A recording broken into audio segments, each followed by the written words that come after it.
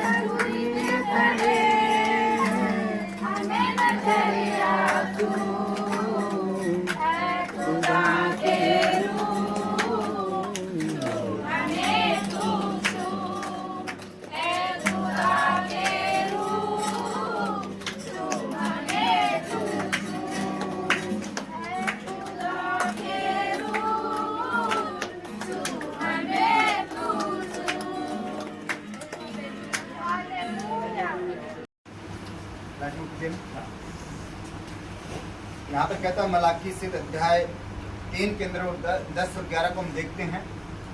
यहाँ पर कहता है कि सारे दसवांश भंडार में ले आओ कि मेरे भवन में भोजन वस्तु रहे। और सेनाओं का युवा यह कहता है कि ऐसा करके मुझे परखो कि मैं आकाश के झरोखे तुम्हारे लिए खोल कर तुम्हारे ऊपर अप्रम आशीष की वर्षा करता हूँ कि नहीं। तो आज जैसे मैंने भी कहा कि संसार में हम अगर कहीं मिलने के लिए जाते हैं, ठीक है, कहीं विवाह शादी में हम जाते हैं तो हम क्या करते हैं, गिफ्ट के तौर पे जाते, गिफ्ट लेके जाते हैं, ठीक है।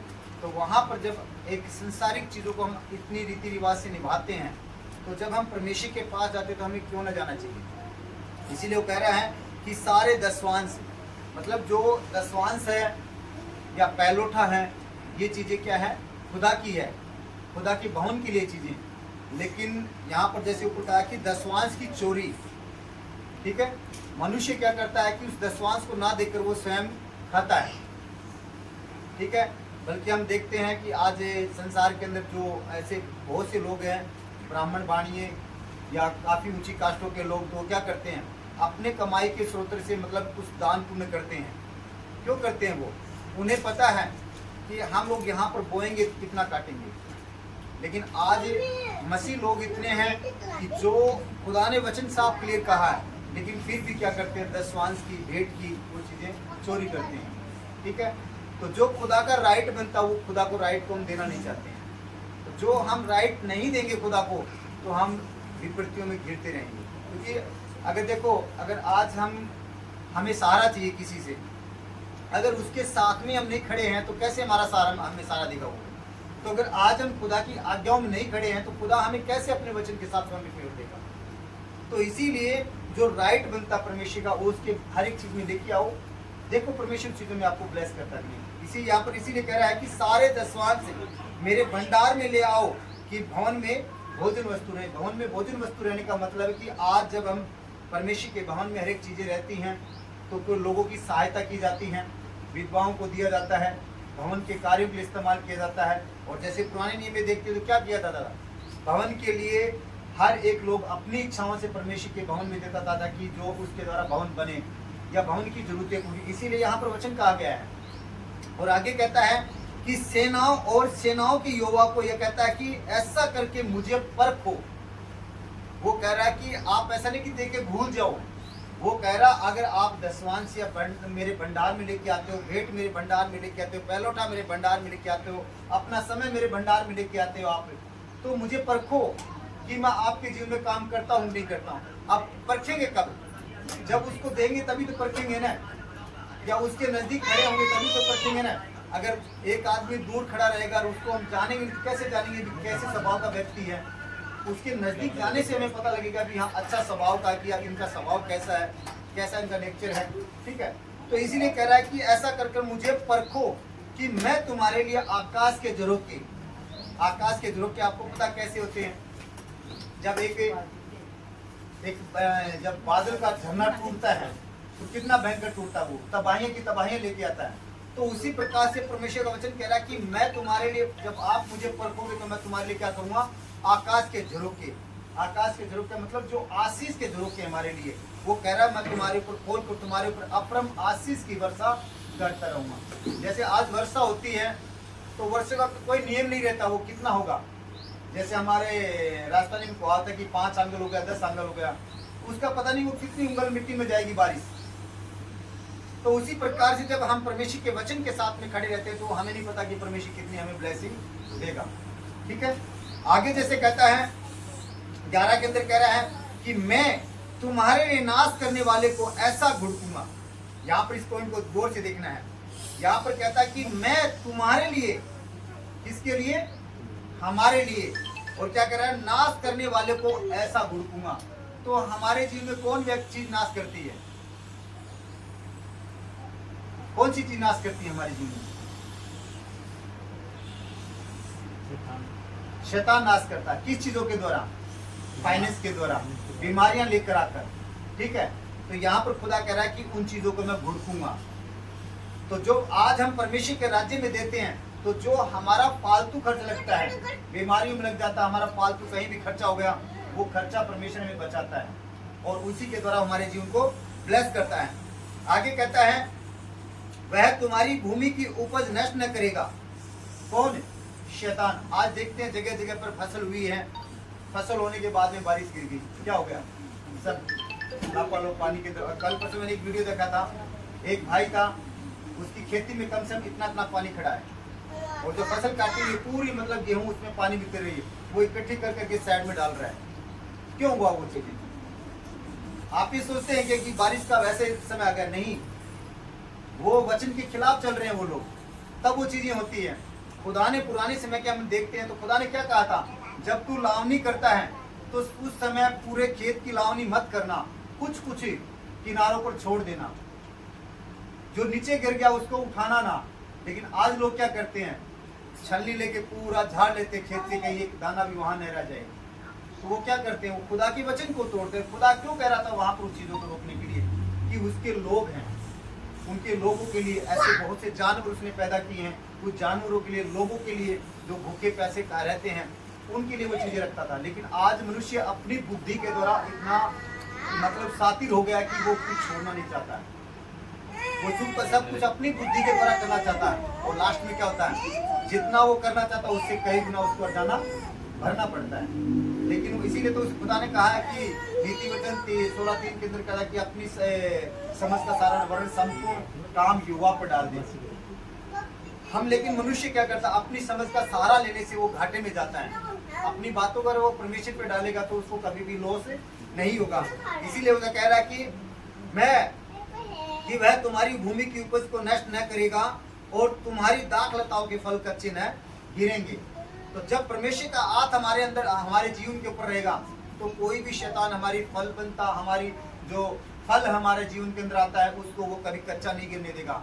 जैसे मतलब कि अपने गर्भ के द्वारा भी होता है कि किसी किसी बहनों का गर्भपात हो जाता है, वो क्या कच्चा फल गिरना है।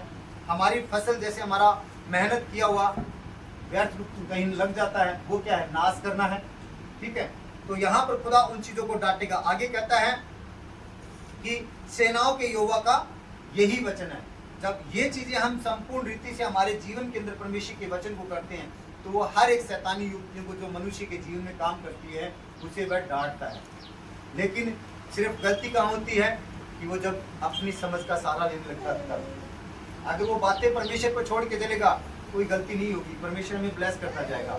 जैसे मैं एक उदाहरण के द्वारा बीच में बता रहा हूँ, अय्यूब था। अय्यूब ने क्या किया? क्या वो गरीब था? बहुत धनवान व्यक्ति था, लेकिन वो पर दिन परमेश्वर के ऊपर चलता था, अपने बच्चों का ध्यान भी उसको देखता था। ठीक है, लेकिन शैतान ने उसकी परीक्षा लेनी चाहिए, सब कुछ बर्बाद कर दिया। लेकिन वो परमेश्वर की उपस्थिति में खड़ा रहा, क्या हुआ? हर एक चीजों से डबल ब्लेस किया गया। ठीक है, तो आज जब हम परमेश्वर की उपस्थिति में खड़े रहते हैं, उसके साथ में खड़े रहते हैं किसी भी परिस्थितियों में, तो खुदा हमें डबल आशीष के द्वारा ब्लेस करता है। ठीक है, खुदा का धन्यवाद करते हैं इन वचनों के द्वारा। जो भी आज हम अपने आत्मा प्राण के द्वारा जो हम परमेश्वर के राज्य में भेंट होना चाहते हैं वो अपने हाथों में लीजिए, हम प्रार्थना करते हैं। ठीक है, सर्वशक्तिमान पिता, हम तेरा धन्यवाद करते हैं पिता प्रभु, आज इसकी भेंट के लिए पिता प्रभु, जितने भी भाई बहनों ने प्रभु जो आत्मा और सच्चाई से प्रभु जो अपने हाथों में भेंट ली पिता प्रभु, इस भेंट को तेरी आत्मा के तरफ ब्लेस कर पिता। जिस प्रकार से प्रभु आपने हाबिल की भेंट को ग्रहण किया था पिता, उसी प्रकार से जो प्रभु आज हम तेरे राज्य में जो भेंट हो रहे हैं पिता, वो आत्मा और सच्चाई से प्रभु से भेंट को ग्रहण करना पिता, यीशु के नाम से पिता। और इस भेंट की तरफ प्रभु अपना ध्यान दे पिता, ताकि प्रभु इस भेंट के द्वारा हमारे जीवनों में प्रभु तेरे कार्य हो, यीशु के नाम से पिता। खुदावन प्रभु यीशु, मैं तेरा धन्यवाद करता हूँ इस भेंट के द्वारा इनके खत्ते भरे पूरे ने पिता, इनके बैंक बैलेंस भरपूर रहे पिता, यीशु के नाम से। जो भी प्रभु उनके बिजनेस है वो तेरी आत्मा के द्वारा प्रभु ग्रहण होते जाए पिता, यीशु के नाम से। तू प्रभु अपने पर कर्ज रखने वाला नहीं, तू बढ़कर देने वाला परमेश्वर है पिता। मैं विश्वास करता हूँ प्रभु आज जो इनका बोया जाया है वो कभी भी विफल नहीं जाएगा, तेरी आत्मा की तरह वो हजारों गुना फल लेके आएगा मेरे पिता, यीशु के नाम से पिता। मैं तेरा धन्यवाद करता हूँ कि प्रभु जिस प्रकार से आपने हाबिल की भेंट ग्रहण की उसी प्रकार से प्रभु इनकी भेंट ग्रहण कर पिता, यीशु के नाम से पिता। या प्रभु जो भी इनके पास प्रभु धन्यवाद की भेंटे हैं तो उन्हें भी प्रभु तेरे राज्य में ग्रहण कर पिता, यीशु के नाम से पिता। जो इन्होंने प्रभु आत्मा सच्चाई से प्रभु तेरे राज्य के लिए हाथ बढ़ाया, सुसमाचार के लिए पिता, तो पिता वो हाथ प्रभु तेरे राज्य में स्वीकार किया जाए पिता, यीशु के नाम से। मैं धन्यवाद करता हूँ पिता, इनके हाथों को तेरी आत्मा के द्वारा ब्लेस करता हूँ, इनके हाथों को ब्लेस करता हूँ पिता, इनके बिजनेस को तेरी आत्मा के द्वारा ब्लेस करता हूँ पिता यीशु के नाम से। और ये भेंट उन्हें हजारों गुना बढ़कर मिले पता यीशु के नाम। धन्यवाद यीशु के नाम से, आमीन। धन्यवाद।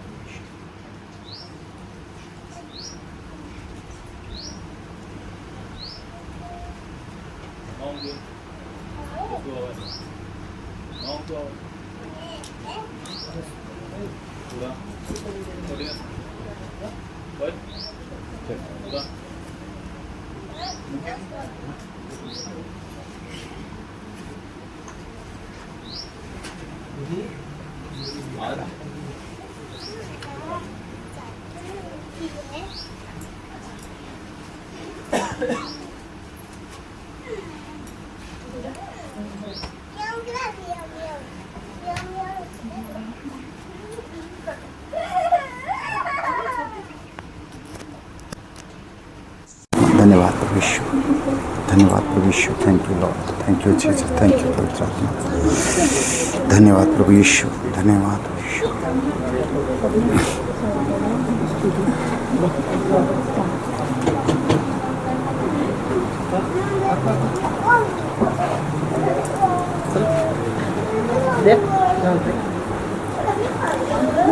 Thank you Jesus, thank you पवित्र आत्मा, तेरा धन्यवाद करते हैं पिता यीशु के नाम से। पिता नाखून दरा बाही गोंदरो बसी खंदला रा बाही दे ले ही रे बाबा बाबा रे सी टे टे टे टे रे मामा मामा रो हाई दे ले बाबा बारे कंदरा बसी खोंदरो बसी खंदला रा बाही दे ले ही रे बाबा सी टे टे टे टे रे मामा मामा रो हाई दे ले बाबा बाबा रे कंदरा बसी खोंदरो। एक वीडियो ना जैसे प्रचार करता हूँ अपना मोबाइल के द्वारा, मतलब पूरा बना लेना, ठीक है ना, वो उसमें ऐड कर देंगे फिर।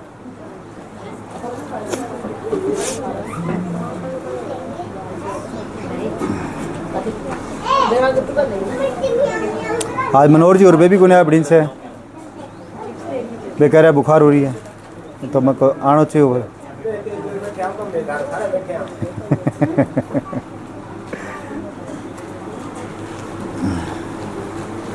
धन्यवाद प्रभु यीशु, धन्यवाद यीशु, thank you Jesus, thank you पवित्र आत्मा, तेरा धन्यवाद करते हैं यीशु के नाम से पिता।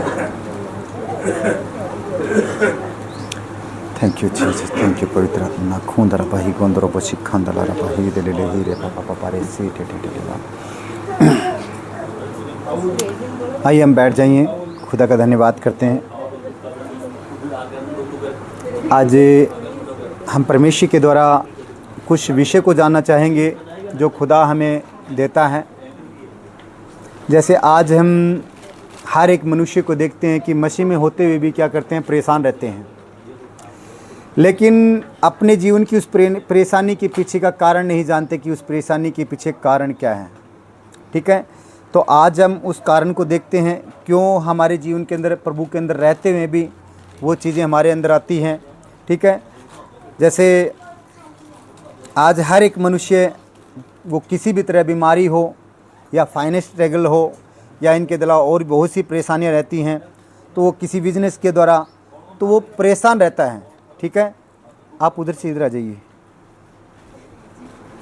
अच्छा यहाँ आ जाइए आप। तो हम क्या करते हैं, जब हम परमेश्वर की आज्ञाओं के विरुद्ध चलते तो हम क्या करते हैं, परमेश्वर के क्रोध को हम प्राप्त करते हैं। ठीक है, तो आज से जब हम परमेश्वर की आज्ञाओं को छोड़ देते हैं तो उसके द्वारा फिर हमारे जीवन में क्या आता है, क्रोध आता है। और जैसे अभी मलाकी सीध के अंदर कहा गया, तो अगर उसकी बातों के अंदर हम चलेंगे तो वो हमारे लिए क्या करेगा, हर एक क्षेत्र में आशीष को बरसाएगा। तो हमें उसकी आज्ञाओं में चलता है। जैसे हमारा आगे का वाक्य कहता है कि हमारे जीवन में यही कारण है कि सबसे परेशानी परमेश्वर के वचन को छोड़ना है।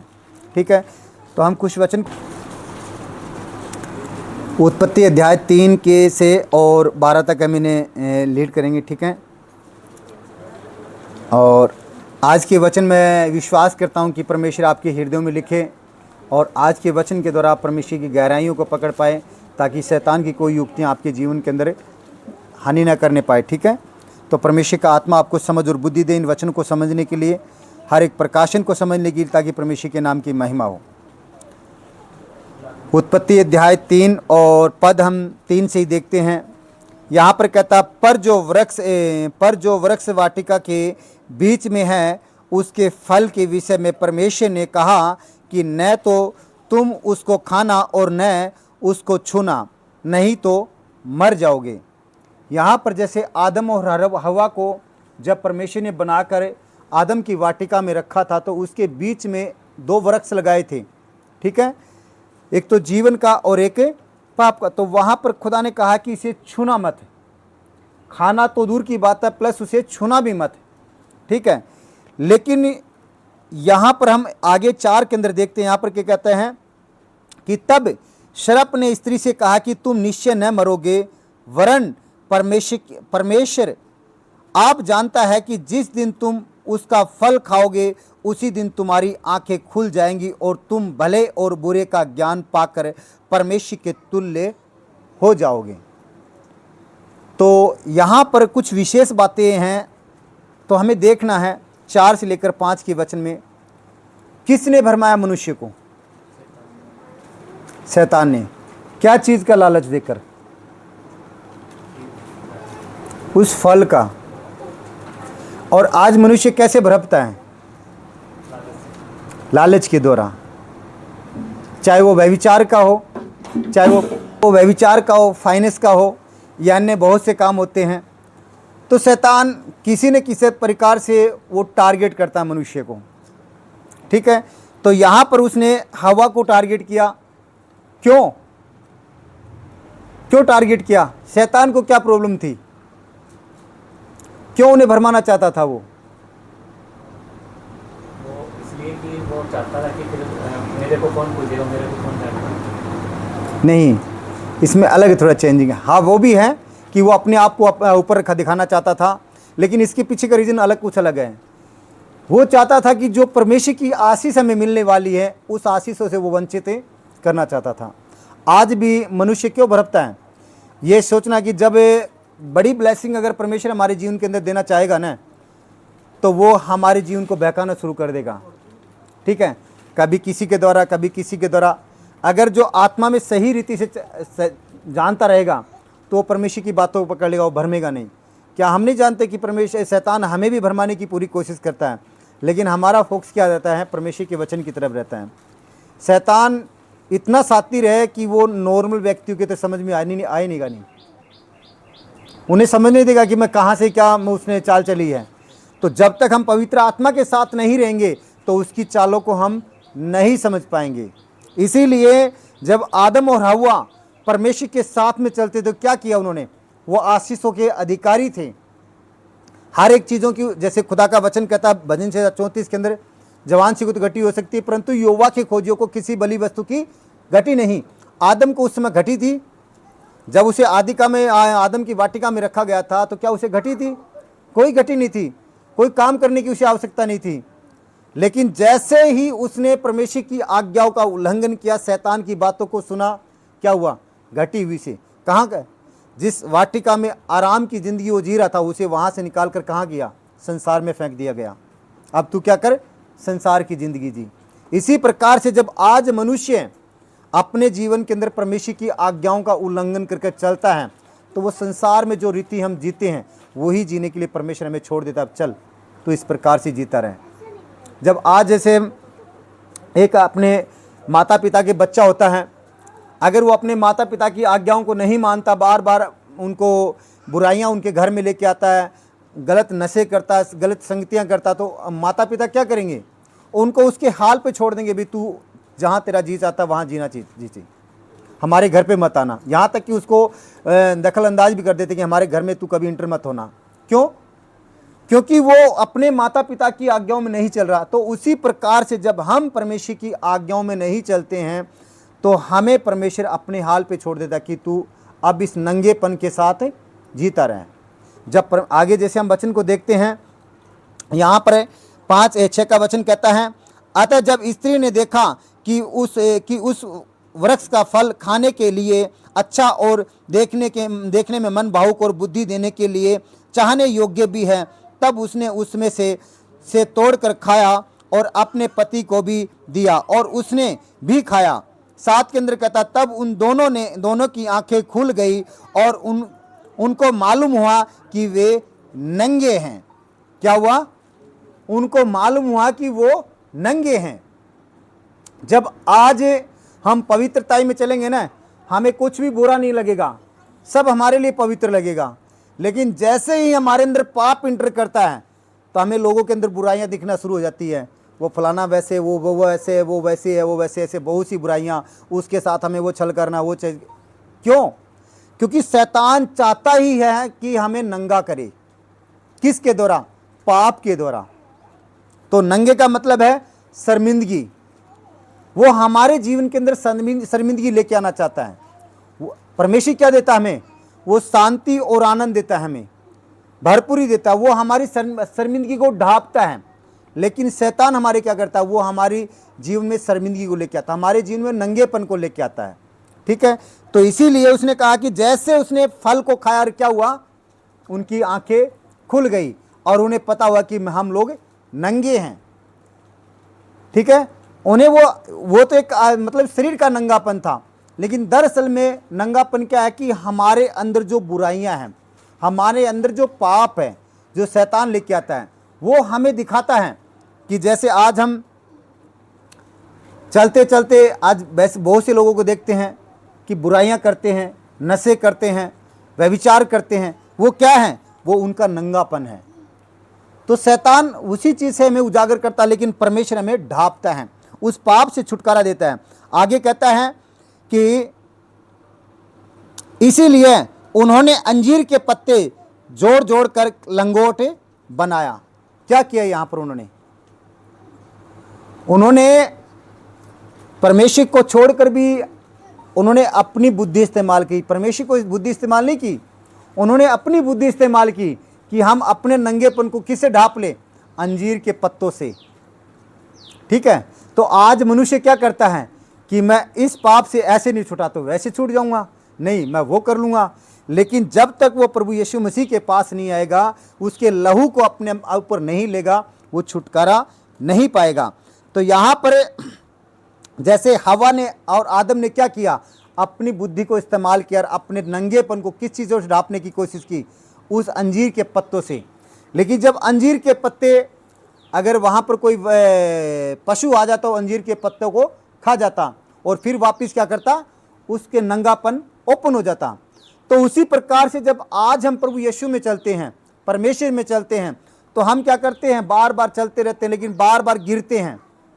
तो शैतान क्या करता है? हमें भरमाकर हमारे नंगेपन को वो सामने लेके आता है, अपने पाप के द्वारा नंगापन हमारे सामने लेके आता है कि तू वही है, वही पुराना मनुष्य है। लेकिन प्रभु का कलाम क्या कहता है? 2 कुरिन्थियों 5:17 कहता है कि जो मसीह में वो नई सृष्टि है। लेकिन हम भूल जाते हैं कि हमने प्रभु यीशु मसीह ने हमारे जीवन को धोकर क्या किया है? पाक और शुद्ध किया है, हमें उस नंगेपन से ढांप दिया है। तो हमें विश्वास करना है कि जो हमारा नंगापन है, जैसे आज हम बात करते हैं इस सलीब की, प्रभु यीशु मसीह को आपने देखा था कि कैसे कुर्बान किया गया था उनको। ठीक है, यहाँ तक कि उन पर, उनके तन पर एक कपड़ा भी नहीं था। क्यों? क्योंकि उन्होंने जो हमारी शर्मिंदगी थी वो अपने ऊपर ली।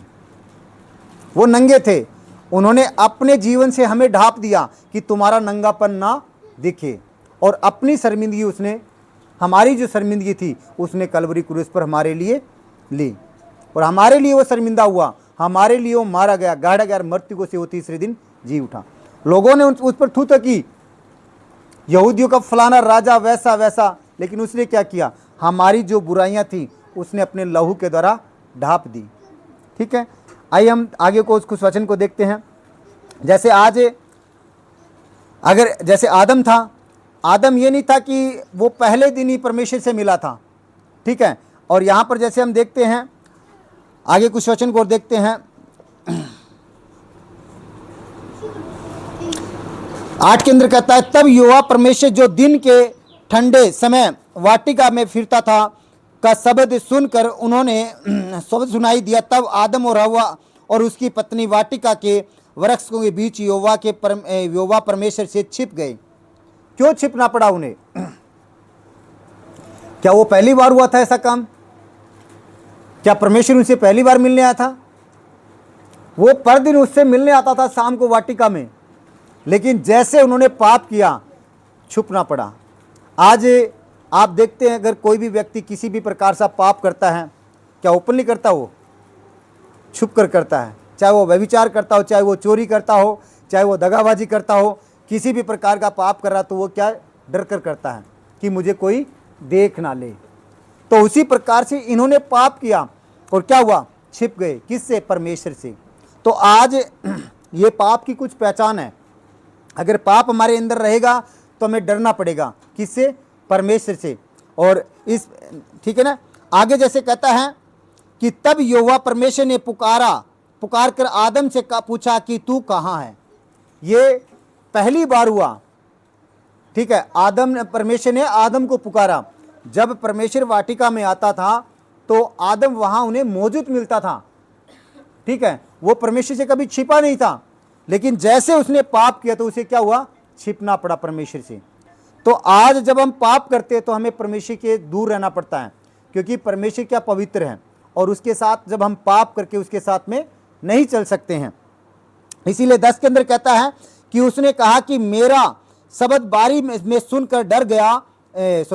यहाँ पर कहता है उसने कहा कि मैं तेरा शब्द सुनकर बारी डर गया क्योंकि मैं नंगा था। क्या कह रहा है कि वो स्वयं कह रहा है कि मैं नंगा था। यहां पर ये आगे कह रहे हैं इसलिए मैं छिप गया। 11 के अंदर क्या, उसने कहा कि किसने तुझे बताया कि तू नंगा है।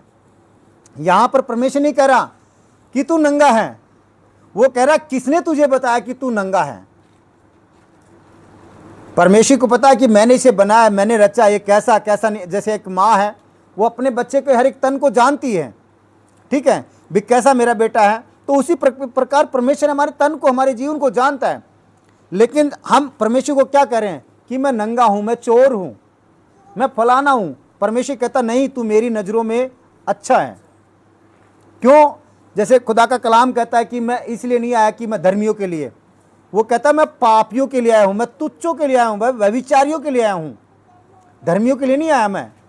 तो आज हमारा जीवन क्या है, वही पापी, नंगा, मैला, कुचला। तो जब हम परमेश्वर को पुकारते हैं तो परमेश्वर हमें उस जीवन से छुटकारा। आगे जैसे कहता है क्योंकि हम, परमेश्वर हमारे जीवन को नहीं दर्शाता कि हम नंगे हैं, शैतान हमारे जीवन को दर्शाता कि तू नंगा है, तू व्यभिचारी है, तू पापी है, तू परमेश्वर के योग्य नहीं है। परमेश्वर, हम पापी हैं तो भी परमेश्वर हमें क्षमा कर रहा है। वो कहता तू मेरे पास आ, अपना मन फिराकर तू मेरे पास आ, ठीक है। वो क्षमा करने के लिए तैयार है। आगे कहता है कि जिस वृक्ष का फल खाने को मैंने तुझसे कहा, मना किया था, क्या तूने उसका फल खाया? 12 के अंदर कहता आदम ने कहा कि जिस स्त्री को तूने मेरे संग रहने को दिया उसी ने उस वृक्ष का फल मुझको दिया और मैंने खाया। तो यहाँ पर क्या हुआ, आज जैसे हवा के द्वारा शैतान ने किसके, आदम के अंदर इंटर किया, तो उसी प्रकार से आज शैतान हमारे जीवन में भी ऐसे इंटर करता है। वो किसी परिवार के सदस्य के द्वारा, किसी अन्य जाति व्यक्तियों के द्वारा, या अन्य बहुत सी ऐसी बातें होती है उनके द्वारा शैतान हमारे जीवन के अंदर इंटर करता है। अगर हम सही रीति से अगर परमेश्वर की आत्मा के साथ चलेंगे तो उसकी चाल को हम पहचान पाएंगे। और क्यों आदम और हवा ने क्यों उनकी बात सुनी, क्योंकि उन्होंने जैसे जैसे शैतान उनके कानों में आकर बात डालता था वो सुनते थे उसकी बात को, वो बार बार उसकी बातों को सुनते थे। अगर हम पाप की बात सुनेंगे नहीं तो पाप हमारे अंदर इंटर नहीं करेगा। जैसे मैं बार बार आपको मीटिंग में बताता रहूं, हमारे जीवन में पाप का इंटर का एक ही रास्ता है, ये इतना इतना। अगर इतना इतना हिस्सा हमारा अगर सेफ रहेगा ना, पाप की मजाल नहीं कि हमारे शरीर के अंदर इंटर रह जाए। जैसे हमारा देखना, बोलना, सुनना, सोचना, ये 4 सिस्टम हमारा सही होना चाहिए। अगर ये सही रहेंगे तो शैतान की मजाल नहीं कि हमारे जीवन के अंदर छू पाएगा। तो अगर ये, क्योंकि बार बार हवा के पास शैतान आकर फुसफुसाता था कि फल खाने के योग्य है, फल अच्छा है, मन भावुक है, वो बार बार टॉर्चर करता था। इसीलिए आज व्यक्ति को हम देखते हैं, मैं थोड़ा सा खुल के बात करनी पड़ी, क्योंकि आज हम शादियों में जाते हैं, चलो जी थोड़ा सा शादी में तो प्रोग्राम एंजॉय तो करना है, कोई दिक्कत कर लो, लेकिन ये सोचते कि हमारे जीवन के अंदर क्या होगा। ये फलानी जगह पे हमें थोड़ा सम्मिलित होना है। मैं एक बताता हूँ थोड़ा सा कहानी इसी के बात के पीछे मुझे कुछ दिनों के पहले, आज से करीबन 6 महीने, एक गुम्मट की बात हुई थी, ठीक है, जो मंदिर पे गुम्मट बनाते हैं ना लंबी वाली, उसकी। और उस गुम्मट में मेरे को अच्छा खासा प्रॉफिट था, अच्छा खासा, ऐसा नहीं कि मतलब कि 20-30 हज़ार रुपये, कम से कम 1.5 लाख रुपये मुझे प्रॉफिट था। लेकिन मैंने उनको इनकार कर दिया। क्यों? क्योंकि खुदा ने मुझे अपनी सेवा के लिए खड़ा किया, तो मैं उसके मंडप को कैसे बना सकता हूँ, कैसे उसके लाट को बना सकता हूँ मैं। तो मैंने उस चीज़ों को इनकार कर दिया। नहीं, उसके बाद में मुझे फिर एक और ऐसा ही ऑफ़र आया था, बोला आप ये काम फलाना काम कर दो। मुझको सॉरी मैं नहीं कर पाऊँगा। बोला आप ठेके में, मुझे ठेका लेने की ज़रूरत नहीं भाई, मैं माफ़ी चाहता हूँ, मैं किसी दूसरे व्यक्ति को भेज दूँगा, कर देंगे। लेकिन मैं उन चीज़ों से वहाँ से बाहर रहा। मुझे पता अगर मैं यहाँ पर काम करूँगा तो वो चीज़ें मुझे टॉर्चर करेगी। जब देखो हम कालूस के अंदर जाएंगे तो कालूस के बगैर आ सकते हैं? बगैर कालूस लगे आ सकते हैं? कोयले की खदान में हम जाते हैं तो वहाँ से काला वगैरह कहीं लगा हुआ वगैरह आ सकते हैं क्या? इम्पॉसिबल, नहीं आ सकते हम। तो अगर वहाँ पर हम शैतानी युक्तियों के अंदर काम करेंगे तो श्योर है कि शैतानी युक्तियाँ हम पर हैवी होंगी। जैसे एक बार की बात है, एक भगत थे हमारे यहाँ पर जो ये शैतानी युक्तियों की पूजा करते थे, तो उनको कुछ प्रॉब्लम थी। मैंने आत्मा से उनके ऊपर हाथ रखकर ऐसे प्रार्थना की उनके शरीर पर। तो मैंने उनको पूछा भी देखो क्या हुआ। बोला आपने क्या किया है? मैं करने वाला नहीं, खुदा का आत्मा है। तो बोला मेरा पूरा बदन एकदम बिल्कुल ठीक हो गया। लेकिन उस समय मैं नया था, मुझे नहीं पता था कि ये चीज़ें इतना हैवी हो जाएंगी। तो जैसे ही मैं उस प्रार्थना को उनके घर पे करके आया तो मैं उसी दिन नाइट में इतना परेशान हो गया, पूछो मत। क्यों? क्योंकि मैं अनजान था उन चीज़ों से, तो कि क्या कैसे इस चीज़ों से लड़ना है। तो आज जब हमें लड़ने का पता ही नहीं रहेगा तो हम उससे लड़ नहीं पाएंगे। तो और ये चीज़ें श्योर हमारे जीवन के अंदर काम करेगी, तो उस चीज़ों के हमें नज़दीक जाएंगे तो वो चीज़ हमारे अंदर काम करेगी। तो उसी प्रकार से आदम और हवा ने क्या हुआ, हवा बार बार उसकी शैतान की युक्तियों को सुन रही थी कि तेरे फल, ये फल को खाना। तो हम जब शैतान की युक्तियों को सुनेंगे, उसकी बातों को सुनेंगे, तो शैतान हमारे अंदर इंटर करेगा। कोई बात ही दूर की नहीं कि नहीं करेगा वो। तो इसीलिए हमें अपने जीवन को बचा कर रखना ताकि शैतान की बातों को इग्नोर करना, क्योंकि शैतान नहीं चाहता कि वो हमें आशीष जो परमेश्वर देता उस आशीष में हम जिएं। वो चाहता कि हमारे जीवन को परेशानियों में, बीमारियों में, गरीबी में, लाचारी में, बुराइयों में, नशे में, इस चीज़ों में शैतान चाहता है। वो नहीं चाहता कि हम अशांति और आनंद की ज़िंदगी जिएं जो खुदा ने हमें दी है। वो चाहता कि हर एक समय हम बीमारियों में निकालें। लेकिन खुदा कहता कि जैसे प्रभु यीशु मसीह ने जाते समय क्या कहा कि लो मैं अपनी शांति तुम्हें दी जाता हूँ। तो परमेश्वर हमें वो शांति देता है। आज ऐसे कहते हैं कि लेकिन परमेश्वर ने उसे ऐसा ही बनाया था। मनुष्य को जब बनाया था परमेश्वर ने, तो कैसा बनाया था? वो सेम अपने जैसा बनाया था, ताकि वो जैसा मैं चमक रहा हूँ वैसा ये भी चमके। आज क्यों मनुष्य के अंदर बीमारी परेशानियां हैं? वो अपनी कमियों के द्वारा। परमेश्वर ने जैसे आदम के नज़दीक एक रोशनी का घेरा बनाया था। जैसे सूर्य होता है, सूर्य की हम गोलाई को नहीं देख पाते लेकिन उसकी फोक्स की वजह से, लेकिन उसके चारों तरफ एक घेरा बना रहता है। उसी प्रकार से जब आदम की वाटिका में रखा गया तो वहाँ पर उसको एक पवित्रता का, रोशनी का घेरा बनाया था ताकि वो ना टूटे।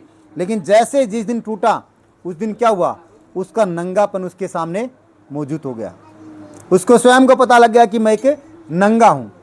तो जब आज उस घेरे को, गोलाई को हम तोड़ते हैं, परमेश्वर की अनुग्रह, उस अनुग्रह को तोड़ते हैं, हम उसकी सामर्थ को तोड़ते हैं, उसके वचन को तोड़ते हैं, तो हमारा नंगापन हमें दिखने लगता है जो शैतान हमें दिखाना चाहता है। ठीक है, इसी प्रकार से वैसे ही जब अब आदम व हवा के चारों ओर एक सर्कल थी, का एक जाल था। जैसे मैंने बताया भी रोशनी का जाल था। तो जैसे उन्होंने परमेश्वर की आज्ञा को उल्लंघन करके उस जाल को, उसको घेरे को तोड़ा, और क्या हुआ? वो पाप में धंसते चले गए। उस पवित्र आत्मा से वो वंचित हो गए। तो इसी प्रकार से जैसे आप देखते हैं ना, काफ़ी लोग ऐसे होते हैं कि मैंने बपतिस्मा लिया और फिर जब वो बैक हो जाते हैं तो उनके जीवन की कंडीशन देखो कैसी होती हैं। वो कहते हैं मैं तो इतना परेशान हो गया, लेकिन वापस वो हार के प्रभु के अंदर आना पड़ता है। क्यों? कि जैसे वो उस घेरे को तोड़ते हैं प्रभु, ये परमेश्वर घेरे को, शैतानी युक्तियाँ टच। इसीलिए वो कहता है ना, संसार में एक बात आती है कि उंगली पकड़ता पकड़ता क्या हुआ, पोछा पकड़ लिया। तो शैतान सिर्फ अपने ऐसा पकड़ता है, ये ऐसा एक हाथ उसको आना चाहिए बस एक, फिर वो अपने आप धीरे धीरे धीरे धीरे धीरे चलो जी पूरा एंटर कर लेता है। जैसे दीवार लगती है लकड़ी के अंदर, वो एक लगती है, लगती लगती पूरी लकड़ी को वो खकोला कर देती है, अंदर से पूरा खाली कर देती है। तो उसी प्रकार से शैतान भी हमारे जीवन के अंदर है। ठीक है, आगे जैसे हम देखते हैं, लेकिन अब जरूरत पड़ी कि परमेश्वर को आवाज़ लगानी पड़ी। परमेश्वर को वहाँ पर क्या हुआ, उसे आवाज़ लगानी पड़ी कि तुम कहाँ हैं। तो आज जब परमेश्वर हमें आवाज़ लगाता है, किस लिए, ताकि वो हमें उस परेशानियों से बचाने के लिए। लेकिन हम क्या करते हैं, उस घेरे से बाहर निकलते रहते हैं।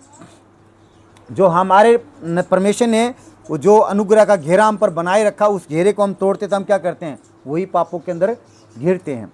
ठीक है, तो हमें उन चीज़ों से दूर रहना है।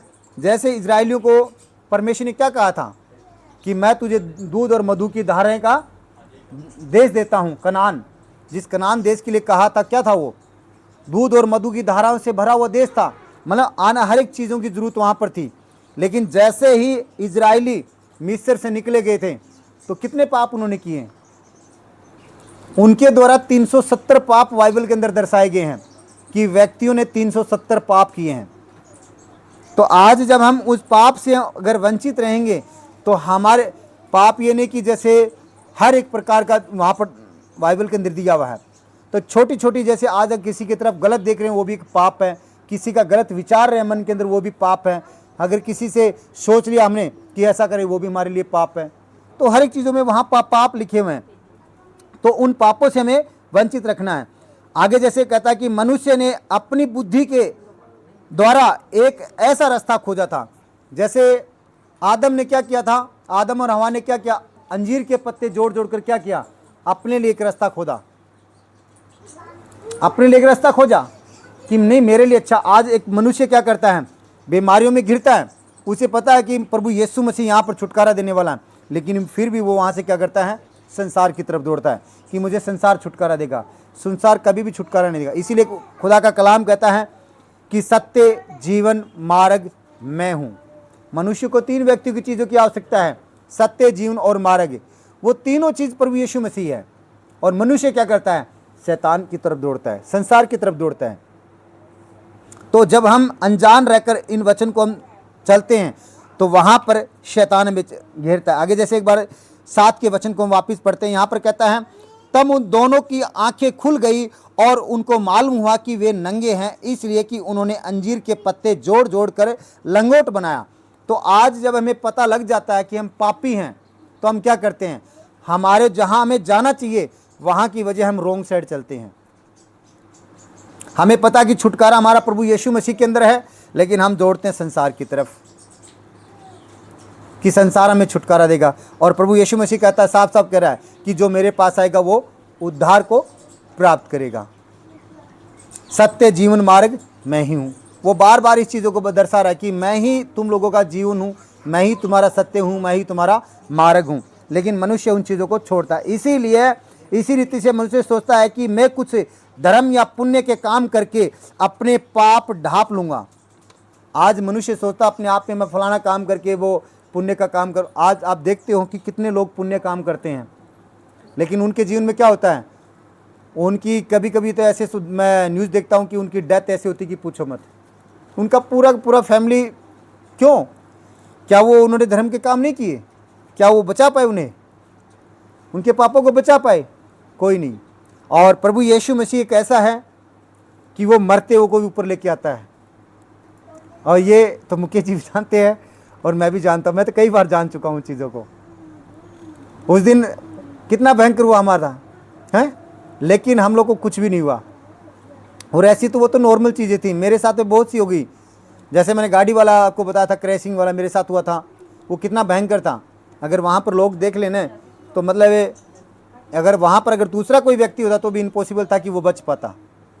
लेकिन खुदा ने मुझे गाइड किया वहाँ पर। जैसे मैं वहाँ पर आवाज़, मैंने उसका फाटक ओपन कर दिया, ओपन करने से खुदा ने मुझे बाहर निकाल दिया। अगर वो नहीं होता तो आज मैं क्या, जैसे और वो चीज़ें भी बता दिया कि हम लोग तुझे नाश करने वाले चाहते थे, लेकिन तेरे पीछे पिता और 3 व्यक्ति खड़े थे तीन व्यक्ति का मतलब साफ साफ एक पिता, पुत्र और पवित्र आत्मा। तो इसीलिए जहाँ अब संसार के अंदर कहता है कि मारने वाले से बचाने वाला बड़ा होता है, तो वो सब कुछ कर सकता है अगर उसकी अनुग्रह में हम चलते हैं तो।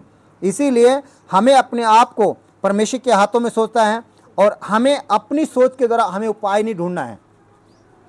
जैसे खुदा का कलाम कहता है, नीति वचन 16:3 कहता है कि अपनी कल्पनाओं को यहोवा पर डाल दे, यहोवा उन्हें सिद्ध करेगा। अगर आज हम कोई भी परेशानी है, कोई भी मुसीबत या अन्य कोई बातें हैं, परमेश्वर पर छोड़ के देखो उसको। इसीलिए उसने कहा कि मुझे परख कर देख। मलाकी 11 के अंदर 10 के अंदर कहता है कि मुझे परख कर देख। हम परखना ही नहीं चाहते, हम कुछ समय देकर चाहते हैं कि हाँ परमेश्वर हमें छुटकारा दे दे। नहीं, हाँ हमें कुछ समय देना पड़ेगा परमेश्वर को, वो हमें कभी घटी नहीं होने देगा। जैसे मैं एक गवाही और बताता हूँ, थोड़ा सा उसको संभालना। जब हम प्रभु यीशु मसीह में चले थे, तो जब संगीता जी थे अचानक बीमार हो गए थे, ठीक है, इसी जगह की बात थी। इस कमरे में हम सोते थे, तो नाइट को सोए, तो सुबह उठे तो ऐसे उठे कि ये मतलब अभी पता नहीं कितनी देर में जवाब दे देंगे, ठीक है। तो 3 दिन हम लोगों ने प्रार्थना की प्रभु यीशु के वचन को लेकर। खुदा का वचन मुझे दिया कि जवान सी को तो घटी हो सकती है, परंतु युवा के खोजो किसी भली वस्तु की घटी नहीं। मैंने उस वचन को बराबर क्लेम किया इन पर कि प्रभु तेरा वचन मुझे ये कहता है, और जैसे थे 3 दिन के बाद में वैसे वैसे खड़े हो गए।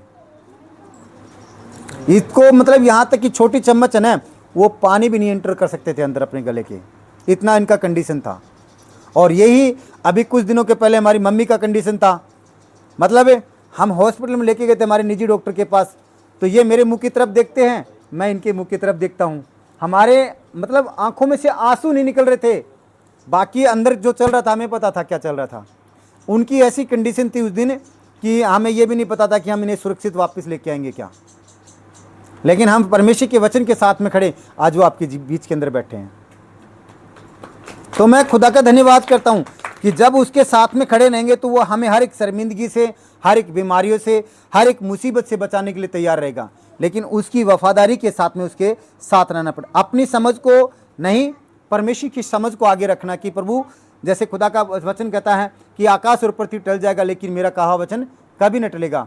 और एक और यहाँ पर कहता है, जो कार्य मनुष्य की सोच से समझ न कर सकती, वो कार्य खुदावन की आत्मा कर सकती है। उसके लिए सब चीज़ें संभव है, मनुष्य के लिए संभव है, लेकिन वो सब कुछ कर सकता है। आइए हम एक वचन को देखते हैं। यहाँ पर प्रकाशित वाक्य अध्याय 16 को हम निकालेंगे, ठीक है। और इसके पहले मैं कुछ और चीज़ें बताना चाहता हूँ आपको। परमेश्वर ने आदम के लिए एक ऐसी प्रोफेसी की कि वह अपने मेमने को वध करे। जहाँ पर उसे परमेश्वर ने आदम का जो नंगापन था कैसे ढांपा, कैसे ढांपा? मेमने की खाल से। कौन था वो मेमना? वो प्रभु यीशु मसीह था। इसीलिए उसने पहले बता दिया कि मैं मनुष्य के पापों को अपने पुत्र के द्वारा ढांप दूंगा। लेकिन आज कितने लोगों को पता है इस चीज़ का?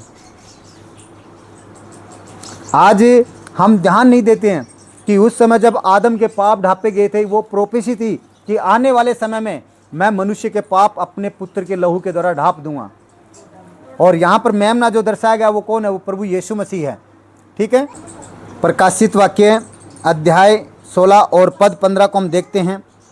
यहाँ पर कहता है, देख मैं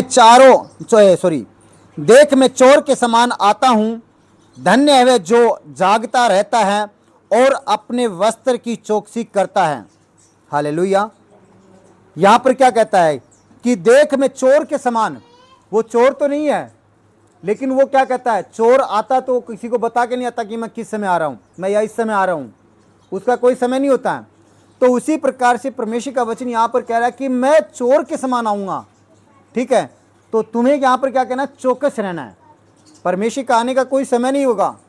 लोग कहेंगे कि हाँ प्रभु यीशु आ रहा है, प्रभु यीशु आ रहा है, वो फलाने टाइम आएगा। नहीं, उसका कोई समय किसी ने निर्धारित नहीं किया। सिर्फ परमेश्वर को छोड़कर और कोई नहीं जानता उसका समय कब का है, ठीक है। लेकिन अगर हम यहाँ पर चौकस रहेंगे, चौकस का मतलब है कि अपने जीवन को चौकस रखेंगे, पाप से दूर रखेंगे। जो यहाँ पर कहा गया नीचे है कि चोर के समान आता हूँ, धन्य वह जो जागता रहता है। जागता रहने का मतलब है कि हर समय हम प्रभु यीशु के अंदर बने रहना, ठीक है। हर समय परमेश्वर की महिमा। अगर हम काम भी कर रहे हैं तो काम करते करते भी परमेश्वर की उपस्थिति में लगे हैं। वर्शिप हो रही है, या हम परमेश्वर के वचन को मनन कर रहे हैं काम करते करते भी, या अन्य भाषाओं में हम काम करते करते भी प्रार्थना कर रहे हैं। अभी जैसे मैं कल भी मैं प्रार्थना काम पे था, लेकिन काम करते करते भी मेरे अंदर प्रार्थना चल रही थी। ऐसा नहीं कि मैं अपने काम के अंदर काम की तरफ रहता था, लेकिन परमेश्वर का ध्यान परमेश्वर की तरफ था मेरा। मैं कभी दूर नहीं रहता उन चीज़ों से। इसी प्रकार से जब नाइट में भी सोता हूँ तो नाइट में भी लोगों के लिए प्रार्थना होती रहती है, और मैं परमेश्वर के विजन देखता रहता हूँ इस चीज़ों के लिए। अभी रात को भी मैंने काफ़ी विजन देखे थे, और ख़ास तौर तो भाई सुभाष जी के लिए प्रभु का धन्यवाद हो कि ये बड़ी प्रोफेसी है कि आज जब आए हो तो आज के बाद में आपका घर संपूर्ण रीति से वापस चेंज हो जाएगा। ठीक है, ये मैंने दर्शन देखे थे प्रभु के आपके लिए, परिवार के लिए। तो खुदा आज के बाद में आपके घराने को और आपके जो परिवार के सदस्य जो प्रभु में हैं वो चेंज होते जाएंगे धीरे। जैसे खुदा का वचन कलाम कहता है कि जब सूर्य दोपहर से लेकर बढ़ता है शाम तक बढ़ता है, वैसे ही आपका परिवार वापस परिवर्तन होगा प्रभु के अंदर। ठीक है, प्रभु का धन्यवाद हो। तो यहाँ पर जब हम अपने जीवन की चौकसी करते हैं कि हर एक समय हम प्रभु के अंदर बने रहते हैं, और आगे कहता है कि अपने वस्त्र की चौकसी करता है। कौन सा वस्त्र? कौन सा वस्त्र बता सकते हैं कोई?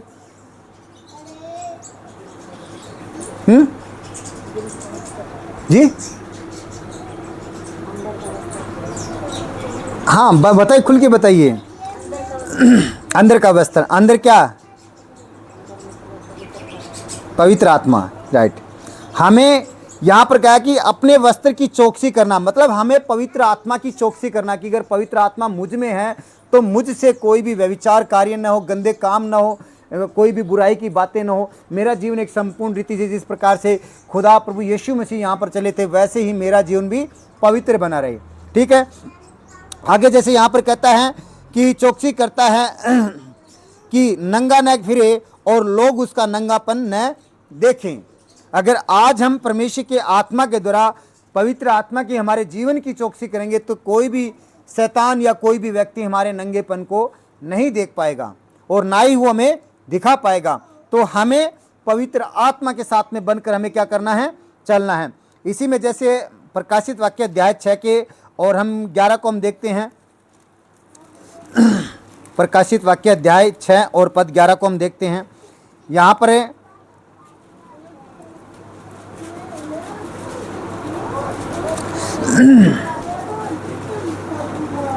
अब जब यहाँ पर देखते हैं कि श्वेत वस्त्र क्या था।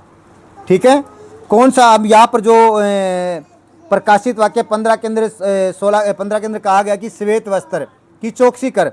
अब वो कौन सा श्वेत वस्त्र हमें देखना है? यहाँ पर कहता है प्रकाशित वाक्य अध्याय 6 पद 11 के अंदर कहता है कि उनमें से हर एक को श्वेत वस्त्र दिया गया, और उसने कहा गया कि और थोड़ी देर तक विश्राम करो, तब कि तुम्हारे संगी दासी। यहाँ पर क्या कह रहा है कि श्वेत वस्त्र। ठीक है, हमें क्या कह दिया गया? पवित्र आत्मा को वो श्वेत वस्त्र दिया गया। तो हमें जब पवित्र आत्मा हमारे अंदर है तो उसकी हमें क्या करना है? रखवाली करना है। हमें पवित्र आत्मा के द्वारा चलना है ताकि हमारे जीवन से कोई भी पाप, छल, कपट, बुराइयां ना हो। ठीक है, इसी प्रकाशित वाक्य 22 अध्याय और पद 14 को हम देखते हैं कि यहाँ पर कहता है कि धन्य है वह जो अपने वस्त्र को धो लेता है। किस चीज़ से धोना है? वस्त्र मतलब कि यहाँ पर अपने जीवन को किस चीज़ से धोना हमें? बता सकता है कोई?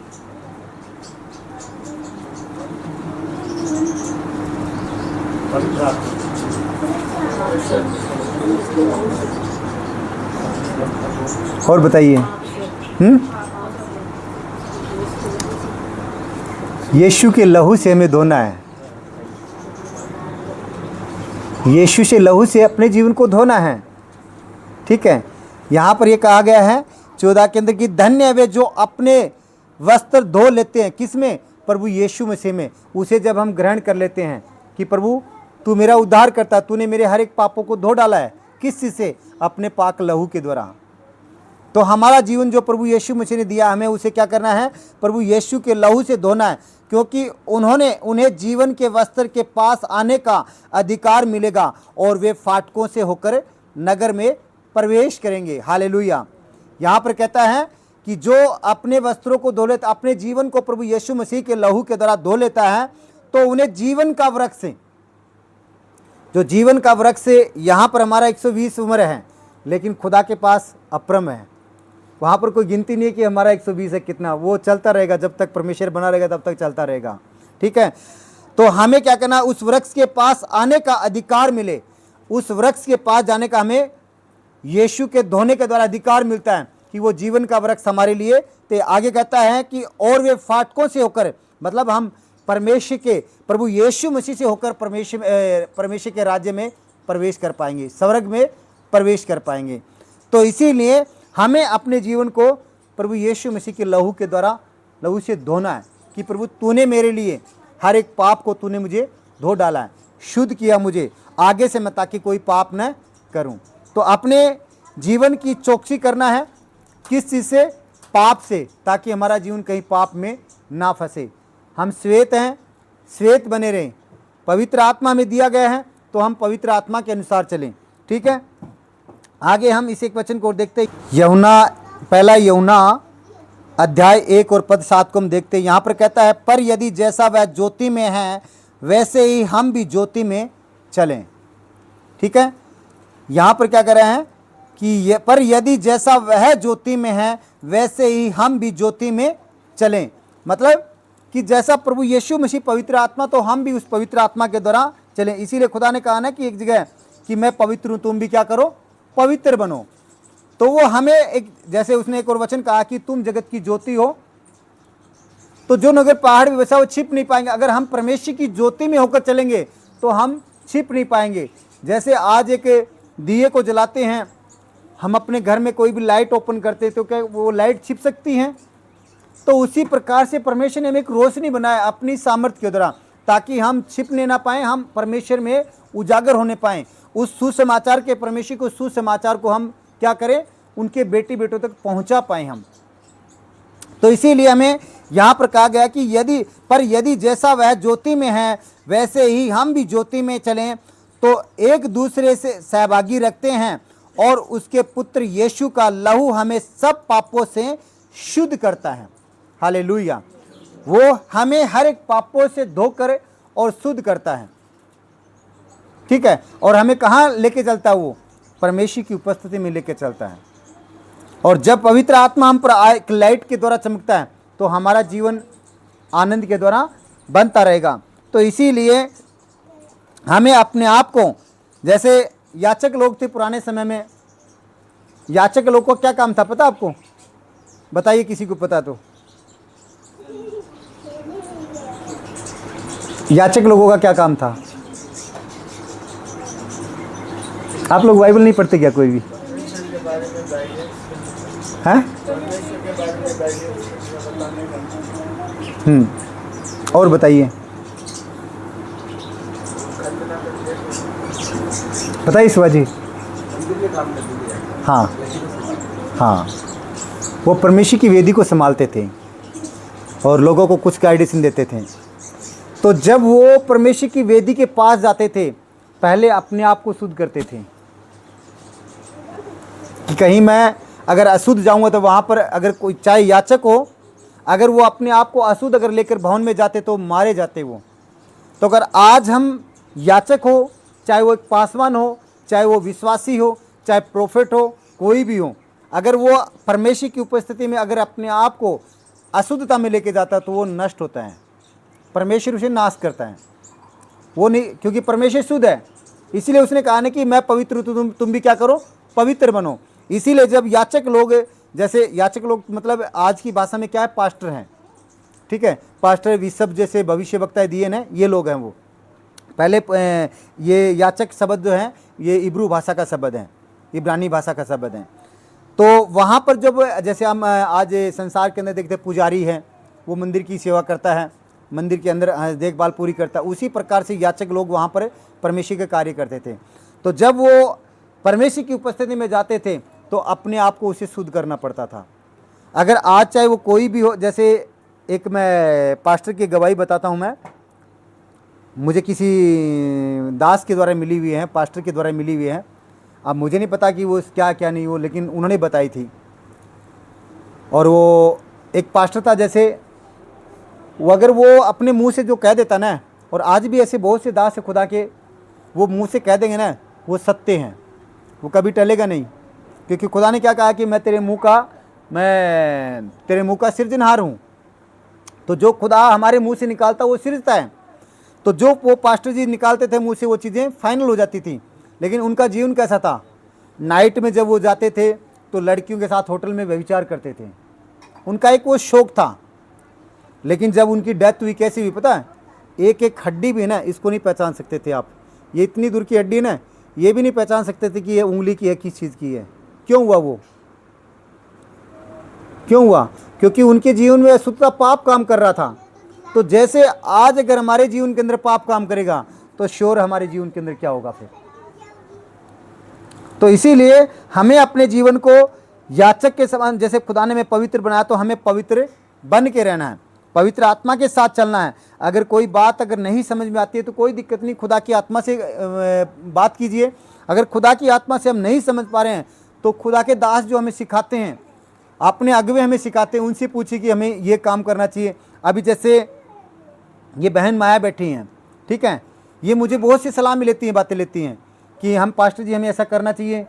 अगर मुझे राइट लगता है तो मैं इनको बोलता हूँ करो, अगर मुझे राइट नहीं लगता तो मैं इनको मना करता हूँ भी मत करना आप, बाकी आपकी इच्छा है, मैं नहीं मना करता हूँ। अब जैसे मैं भी गाइडेंस लेता हूँ, मैं अपने जो अगुवे हमारे जो सीनियर पास्टर हैं उनसे मैं अगर कोई बात मुझे समझ नहीं आती तो मैं उनको पूछ लेता हूँ कि पास्टर जी मुझे ये काम करना चाहिए कि नहीं करना चाहिए। जैसे मैं आपको बता रहा था ना कि ये जो भवन वाला मंदिर वाला घूमट वाला काम बता रहा था, ये मुझे गाइडेंस नहीं हुई, उसमें मेरे अंदर तो क्या वो लालच हुआ था कि यार 1.5 लाख रुपये बच रहे हैं, लेकिन ठीक है। लेकिन जैसे मैंने उनसे सलाह ली कि पास्टर जी मुझे ये काम करना चाहिए कि नहीं करना चाहिए, उन्होंने कहा खुदा ने हमें किस चीज़ के लिए खड़ा किया है? खुदा ने हमें इस चीज़ों को नाश करने के लिए खड़ा किया और हम ही उसी चीज़ों को बना रहे हैं, तो फिर हमारा, इसीलिए मैंने उस चीज़ों को कैंसिल किया।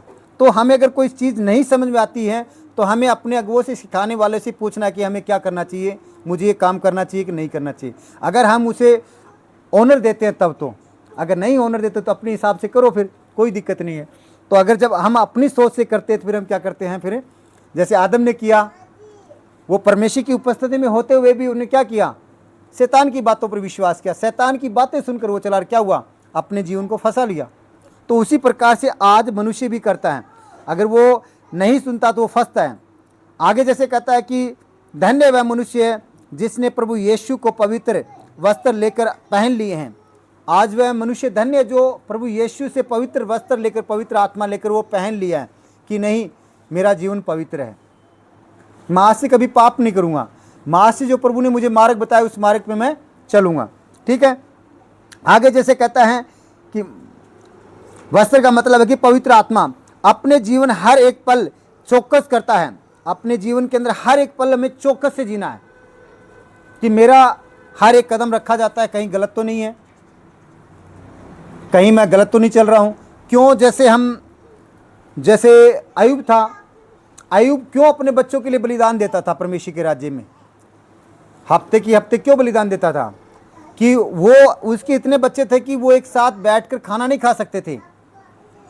आज एक हफ्ते यहाँ पर, एक हफ्ते वहाँ पर, ऐसे से वो सीरियल वाइज डालते रखते थे, ठीक है। लेकिन वो अय्यूब से दूर रहते थे। अय्यूब को ये मालूम हुआ कि ये मुझसे दूर रहते हैं, क्या पता किसी ने पाप कर दिया होगा तो ये क्या करेंगे? नरक में जाएंगे। तो इसीलिए अय्यूब उनके लिए बलिदान करता था ताकि जो कोई इन पर पाप आया है तो इस बलिदान के द्वारा हट जाए। लेकिन आज हम क्या करते हैं? हम जानबूझकर भी उसी चीज़ों में घिरते रहते हैं। हम पवित्र आत्मा की अगुवाई नहीं मानते कि पवित्र आत्मा मुझे गाइड कर तू कि मुझे क्या करना चाहिए, मुझे कहाँ से और यहाँ तक कि ऐसी बातें भी हैं कि हम लोग पहले जैसे जहाँ पर भी जिस मिनिस्ट्री से जुड़े हुए थे वहाँ से हम लोगों ने जब छोड़ा तब हम लोगों ने नहीं छोड़ दिया कि नहीं अभी हमारे पास कोई खुदा का दास नहीं या कोई मिनिस्ट्री हमारे पास नहीं है। हम लोगों ने कमरे में बैठकर 3 दिन परमेश्वर से आगे घुटने टेकर प्रार्थना की कि प्रभु तू सच्चा है, अगर तू सच्चा तो हमें गाइड कर कि कहाँ हमें जाना चाहिए, कहाँ हमें तू लेके जाएगा। उन्होंने सीधा अंकुर नरला मिनिस्ट्री का उन्होंने नाम हमें बताया, या ये पूरा नहीं बताया लेकिन उन्होंने सिर्फ ये इतना ही कहा अंकुर नरला। मेरे काम में आज भी वो आवाज़ मैं सुनने के लिए तरसता हूँ। बहुत बारीकी आवाज़ थी और इतनी प्यारी मीठी आवाज़ थी। तो आज जब हम पवित्र आत्मा की सुन के चलेंगे तो पवित्र आत्मा में एक सही गाइडेंस। और आज देखो वहाँ पर गए हैं तो खुदा ने, मैं इस योग्य भी नहीं था, मैं आज से जहाँ पर खड़ा हूँ, आप भाई बहनों के बीच में खड़ा हूँ, इस योग्य भी नहीं था मैं, लेकिन खुदा ने मेरे जीवन के द्वारा उन्हें इस्तेमाल किया। आज वो, आप लोग तो चलो कुछ भी नहीं, इतने लोगों के जीवन के अंदर काम कर चुका है, पूछो नहीं। अगर मैं खुदा की उपस्थिति से दूर चला जाता, क्या आज वो काम करता? नहीं। तो इसीलिए परमेश्वर ने आप हर भाई बहनों के द्वारा पता नहीं क्या उसने योजना बना के रखी है। हम नहीं जान सकते उसकी योजना को, वो हमारी योजनाओं को जानता, लेकिन हम उसकी योजना को नहीं जान सकते कि वो हमारे जीवन के अंदर साथ क्या करना चाहता है। लेकिन जब उसके हाथों में सौंप देंगे हमें, इसीलिए उसने, जैसे यिर्मयाह 33:3 कहता है कि अगर तू मुझसे प्रार्थना करेगा तो मैं तेरी सुनकर तुझे क्या करूँगा, गुड और कठिन बातें बताऊंगा जो तू अभी नहीं समझता। तो जब हम अपने आप को उसके हाथों में सौंपेंगे तो अपने आप को गहरी बातें में बताएगा पवित्र आत्मा। तो इसीलिए हमें उसे अपने हाथों में सौंपना है। जैसे यूसुफ था, ठीक है, यूसुफ जब विपत्तियों में फंसा था तो क्या उसने छोड़ दिया था प्रभु को, परमेश्वर की आज्ञाओं में चलना छोड़ दिया था? नहीं, वो धीरज धरकर चलता रह गया, यहाँ तक कि उसके भाइयों ने भी उससे विरोध किया, खड्डे में डाल दिया, मारने की कोशिश की, उसे अन्य जातियों के हाथ बेच दिया, लेकिन खुदा उसके साथ में था। क्या हुआ? उन्हें हर एक मुसीबत से निकालता गया। और यहाँ पर एक स्टेप भी आया था उसके सामने, जो वहाँ फिरौन की रानी थी, उसने उसके साथ में व्यभिचार करना चाहा। क्या था वो? शैतान उसकी आशीषों से वंचित करना चाहता था। जो यूसुफ के द्वारा इजरायली कौम को बचाना जाना था, वो शैतान चाहता था कि ना बचाया जाए। लेकिन जब कहते हैं ना कि खुदा बचाने वाला, तो जैसे वो एक दरवाज़ा बंद करता शैतान, तो 7 दरवाजे परमेश्वर ओपन करता है। तो शैतान ने मतलब यूसुफ के एक दरवाजे बंद किए, उसने 7 दरवाजे ओपन किए, और शैतान ने वैसे ही उस चीज़ों के अंदर वो गिराना चाहा, लेकिन खुदा ने उसी राज्य में उसे उस राज्य का अधिकारी बना दिया, और उसके द्वारा जो कौम थी, इजरायली प्रजा थी, उसे बचाया गया। तो आज जब हम विश्वास के द्वारा चलते हैं, अपने आप को प्रभु के हाथों में सौंप के चलते हैं, तो परमेश्वर पता नहीं हमारे द्वारा किसको क्या देना चाहता है या किसको बचाना चाहता है। तो हमें उसके अधीनता में चलना, उसके वस्त्र को हमें पहन के चलना, ताकि कोई वस्त्र हमारे जीवन से, हमारा जो वस्त्र जो उसने पवित्र आत्मा में दिया, वो हमसे मैला ना हो। ठीक है, हमें उसे पाक और पवित्र रखना। एक वचन को हम देखते हैं, यशाया और 64, यहाँ पर 6 देखते हैं, पुराने नियम के अंदर है, यशाया 64 और 6। यहाँ पर कहता है कि हम तो सब के सब अशुद्ध मनुष्य के से हैं, और हमारे धर्म के काम सब के सब मैले चिथड़े के समान हैं। हम सब के सब पत्ते के समान मुरझा जाते हैं, और हमारे अधर्म के कामों ने हमें वायु के समान उड़ा दिया है। तो आज मनुष्य, हमें पता है कि वो पापों में घिरा हुआ है, हर एक पाप उसके अंदर है, लेकिन वो कब छूटेगा उन पापों से? प्रभु यीशु मसीह के लहू के द्वारा। जब वो अपने आप को धोकर शुद्ध कर लेगा कि मैं प्रभु यीशु मसीह को आज से उद्धारकर्ता ग्रहण करता हूँ, जैसे उसे अपने आप को तौबा करता है, मैं अपने आप को परमेश्वर के हाथों में सौंपता कि मैं आज के द्वारा कभी भी पाप नहीं करूँगा। ठीक है, जैसे यूसुफ के सामने फिरौन की रानी के साथ क्या व्यभिचार का संबंध आया था, वो रानी उसके साथ में व्यभिचार करना चाहती थी। अगर आज के किसी व्यक्ति के सामने अगर ऐसी कुछ घटना हो जाएगी ना, मुझे मुश्किल है कि वो बचेगा, नहीं बच पाएगा उस चीज़ों से। लेकिन यहाँ पर यूसुफ क्या हुआ था, यूसुफ को प्रभु ने बचाया। अगर वो वहाँ पर व्यभिचार के साथ में फंस कर गलत काम कर लेता था, तो उसके द्वारा वो प्रजा जो इजरायली कौम बचानी थी, वो नहीं बचाई जाती। लेकिन आज मनुष्य अपने आप को पाप में ढकेल कर क्या करता है, जो परमेश्वर की योजना है, उस योजना को वो ठुकरा देता है। ठीक है, तो इसीलिए हमें अपने आप को, जीवन को स्वस्थ रखना है। कोई भी व्यभिचारिक काम या कोई भी पाप की ऐसी जो शैतानी युक्तियाँ हैं, उन्हें अपने अंदर नहीं लेना है। अगर जैसे आज अगर कोई मनुष्य पाप के अंदर रह कर, चाहे वो चर्च जा रहा हो, चाहे उपासना कर रहा हो, ठीक है, या वचन पढ़ता हो, जैसे मैंने अभी पास्टर जी का कहानी बताया था उसका, अगर हम चर्च में जाते हैं और ये चीज़ें हम कर रहे हैं, तो कोई चीज़ें वो हमारे जीवन के अंदर काम नहीं करेगी कि हमें बचा देगी, नहीं, इम्पॉसिबल है। अगर आज पाप हमारे अंदर हैं, तो पाप के द्वारा, जैसे कहते हैं ना कि मैं उदाहरण देता हूँ बीच बीच में, अगर हमारे पास 100 मन दूध हैं, अगर 100 मन दूध में अगर एक छट्टा अगर खिटाई का हम डाल देंगे तो वो 100 मन दूध पूरे दूध को ख़त्म कर देगा। तो उसी प्रकार से अगर हमारे जीवन में अगर एक पाप छोटा सा भी है तो हमारे पूरे जीवन को नरक में डाल देगा। जैसे हम वचन देखते हैं मत्ती 21 में, नए नियम में है मत्ती अध्याय 7 और पद 21। यहाँ पर कहता है,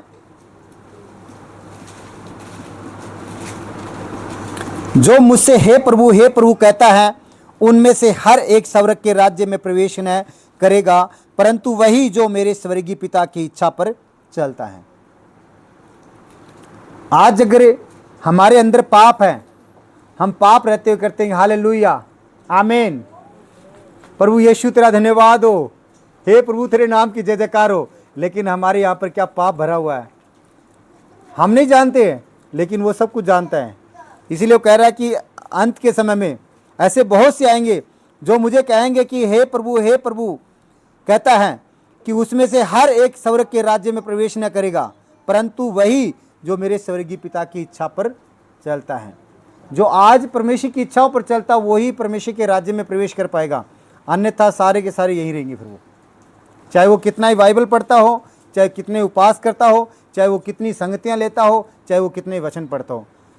मैं ऐसी बहुत सी वीडियो डालता हूँ यूट्यूब पर, मतलब स्टेटस पर, तो वहाँ पर बताया जाता कि किसकी वजह से तू स्वर्ग लोग नहीं जा पाता, तेरे अंदर क्रोध है। ठीक है, क्रोध हमारा झलकता नहीं है, लेकिन हम अंदर से किसी से घृणा कर रहे हैं, वो क्रोधी है, उसकी वजह से भी परमेश्वर के राज्य में जाना वंचित है। तो इसीलिए हमें अपने आप को नम्र और दीन करना और परमेश्वर की आज्ञाओं में चलाना है। ठीक है, सबसे ज़्यादा किससे, आज जैसे हर एक, मैं एक बात पूछता हूँ, आज मनुष्य सबसे ज़्यादा कपड़े के अंदर किसकी ज़्यादा देखभाल करता है? मनुष्य कपड़े के अंदर सबसे ज़्यादा किसकी देखभाल करता है? कौन से कपड़े की ज़्यादा देखभाल करता है?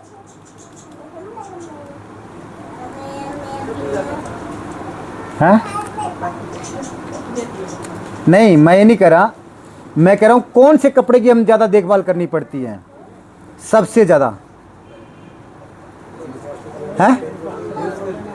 हाँ, नहीं यूज़ करते हैं, लेकिन मुझे जैसे हरा, काला, पीला, लाल, कौन से कपड़े की ज़्यादा देखभाल करते हैं हम? सफ़ेद की। क्यों?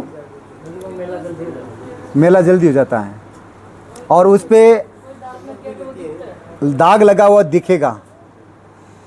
तो सबसे ज़्यादा इसी प्रकार से हमारा जीवन है। हमारा जीवन जो खुदा ने हमें पवित्र दिया है, अगर हमारे अंदर दाग रहेगा तो वो दिखेगा। अगर हमें अब सबसे ज़्यादा क्या करना, हमें पवित्र आत्मा की हमारे जीवन की चौकसी करनी है। इसीलिए जो खुदा ने पीछे कहा कि अपने जीवन की चौकसी, अपने वस्त्रों की चौकसी करें, तो हमें अपने जीवन की चौकसी करनी है कि कहीं हमारा जीवन कहीं मैला कुचला तो नहीं हो गया, जो यहाँ पर या यासा के अंदर बता के गया है, वैसा तो हमारा जीवन नहीं है। हमारा जीवन हमें पाक रखना है कि हमारे जीवन से किसी को ठोकर ना लगे, किसी से हमें कोई घृणा ना हो। हम जैसे खुदा का प्रभु यीशु मसीह ने देखो क्या किया था, क्रूस पर चढ़ाकर भी उसे सब कुछ पता था कि कौन मुझे मरवा रहा है, कौन नहीं खड़ा है, लेकिन उसने क्या किया? उसने यही कहा कि हे पिता इन्हें क्षमा कर। उसने एक भी शब्द अपने मुँह से नहीं कहा कि मैं तुम्हारा नाश करता हूँ या तुम्हारा नाश हो जाए। और आज क्या करते हैं, फटाफट से न्याय कर देते, चलो जी प्रभु के आने की बात दूर है, हम फटाक करते, तेरा वो हो जाए, फलाना हो जाए, ढिकड़ा हो जाए, तू वो हो जाए। ठीक है, तो न्याय तो हमने कर दिया, प्रभु को कहाँ अवसर दिया हमने? फिर तो हमारा न्याय तो हमने वहीं कर दिया, तो प्रभु को तो अवसर दिया ही नहीं, तो कौन हमारा न्याय करेगा? तो इसीलिए हमें परमेश्वर के हाथों में सौंपना है और अपने जीवन को हमें पाक और पवित्र रखना, ताकि कोई विपत्तियां हमें छू न पाए। जैसे हम देखते हैं कि हम मत्ती 5 को निकालते हैं, इसी में थोड़ा हम देखते हैं। और मत्ती 5 के 29 और 30 को हम, कोई पढ़ना चाहता तो कोई दिक्कत नहीं, पढ़ के भी बोल सकता है। चलो मुकेश जी आप पढ़िए।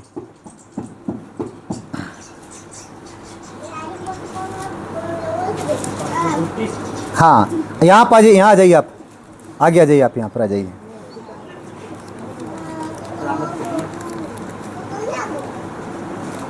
मत्ती 5 अध्याय पद 29 और 30 को पढ़िए। हालेलुया। हालेलुया। यदि तेरी दाहिनी आँख तुझे ठोकर खिलाए तो तुझे उसे निकाल कर फेंक दे, क्योंकि तेरे लिए यही भला है कि तेरे अंगों में से यह नष्ट हो जाए और तेरा सारा शरीर नरक में न डाला जाए। हालेलुया। हालेलुया। आगे, 30 का पढ़ दिया। यदि तेरा दाहिना हाथ तुझे ठोकर खिलाए तो उसको काट कर फेंक दे, क्योंकि तेरे लिए यही भला है कि तेरे अंगों में से एक नष्ट हो जाए और तेरा सारा शरीर नरक में न डाला जाए। हालेलुया।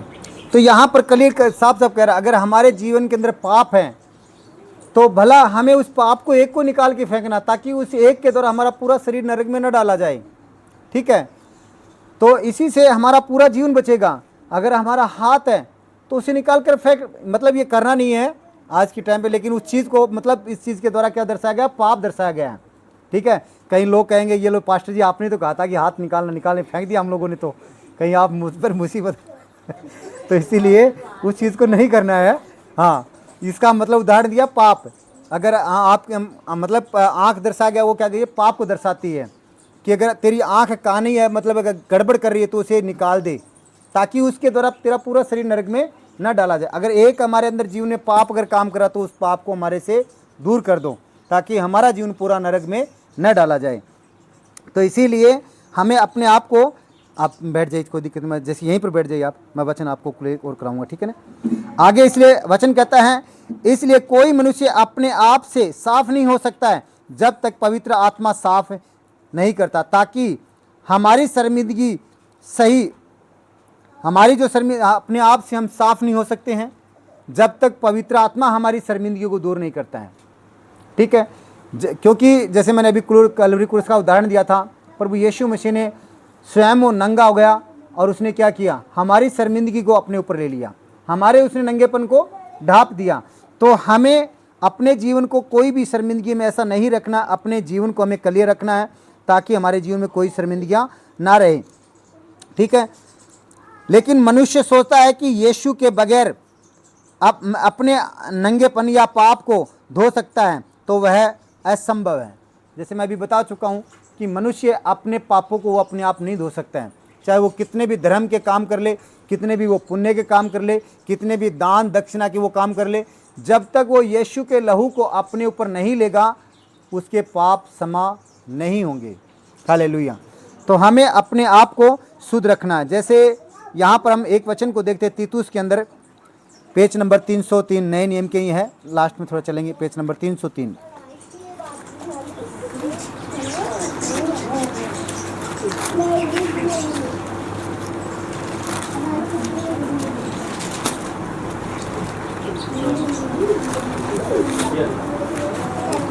तो 303 में 5 के वचन को पढ़ना है।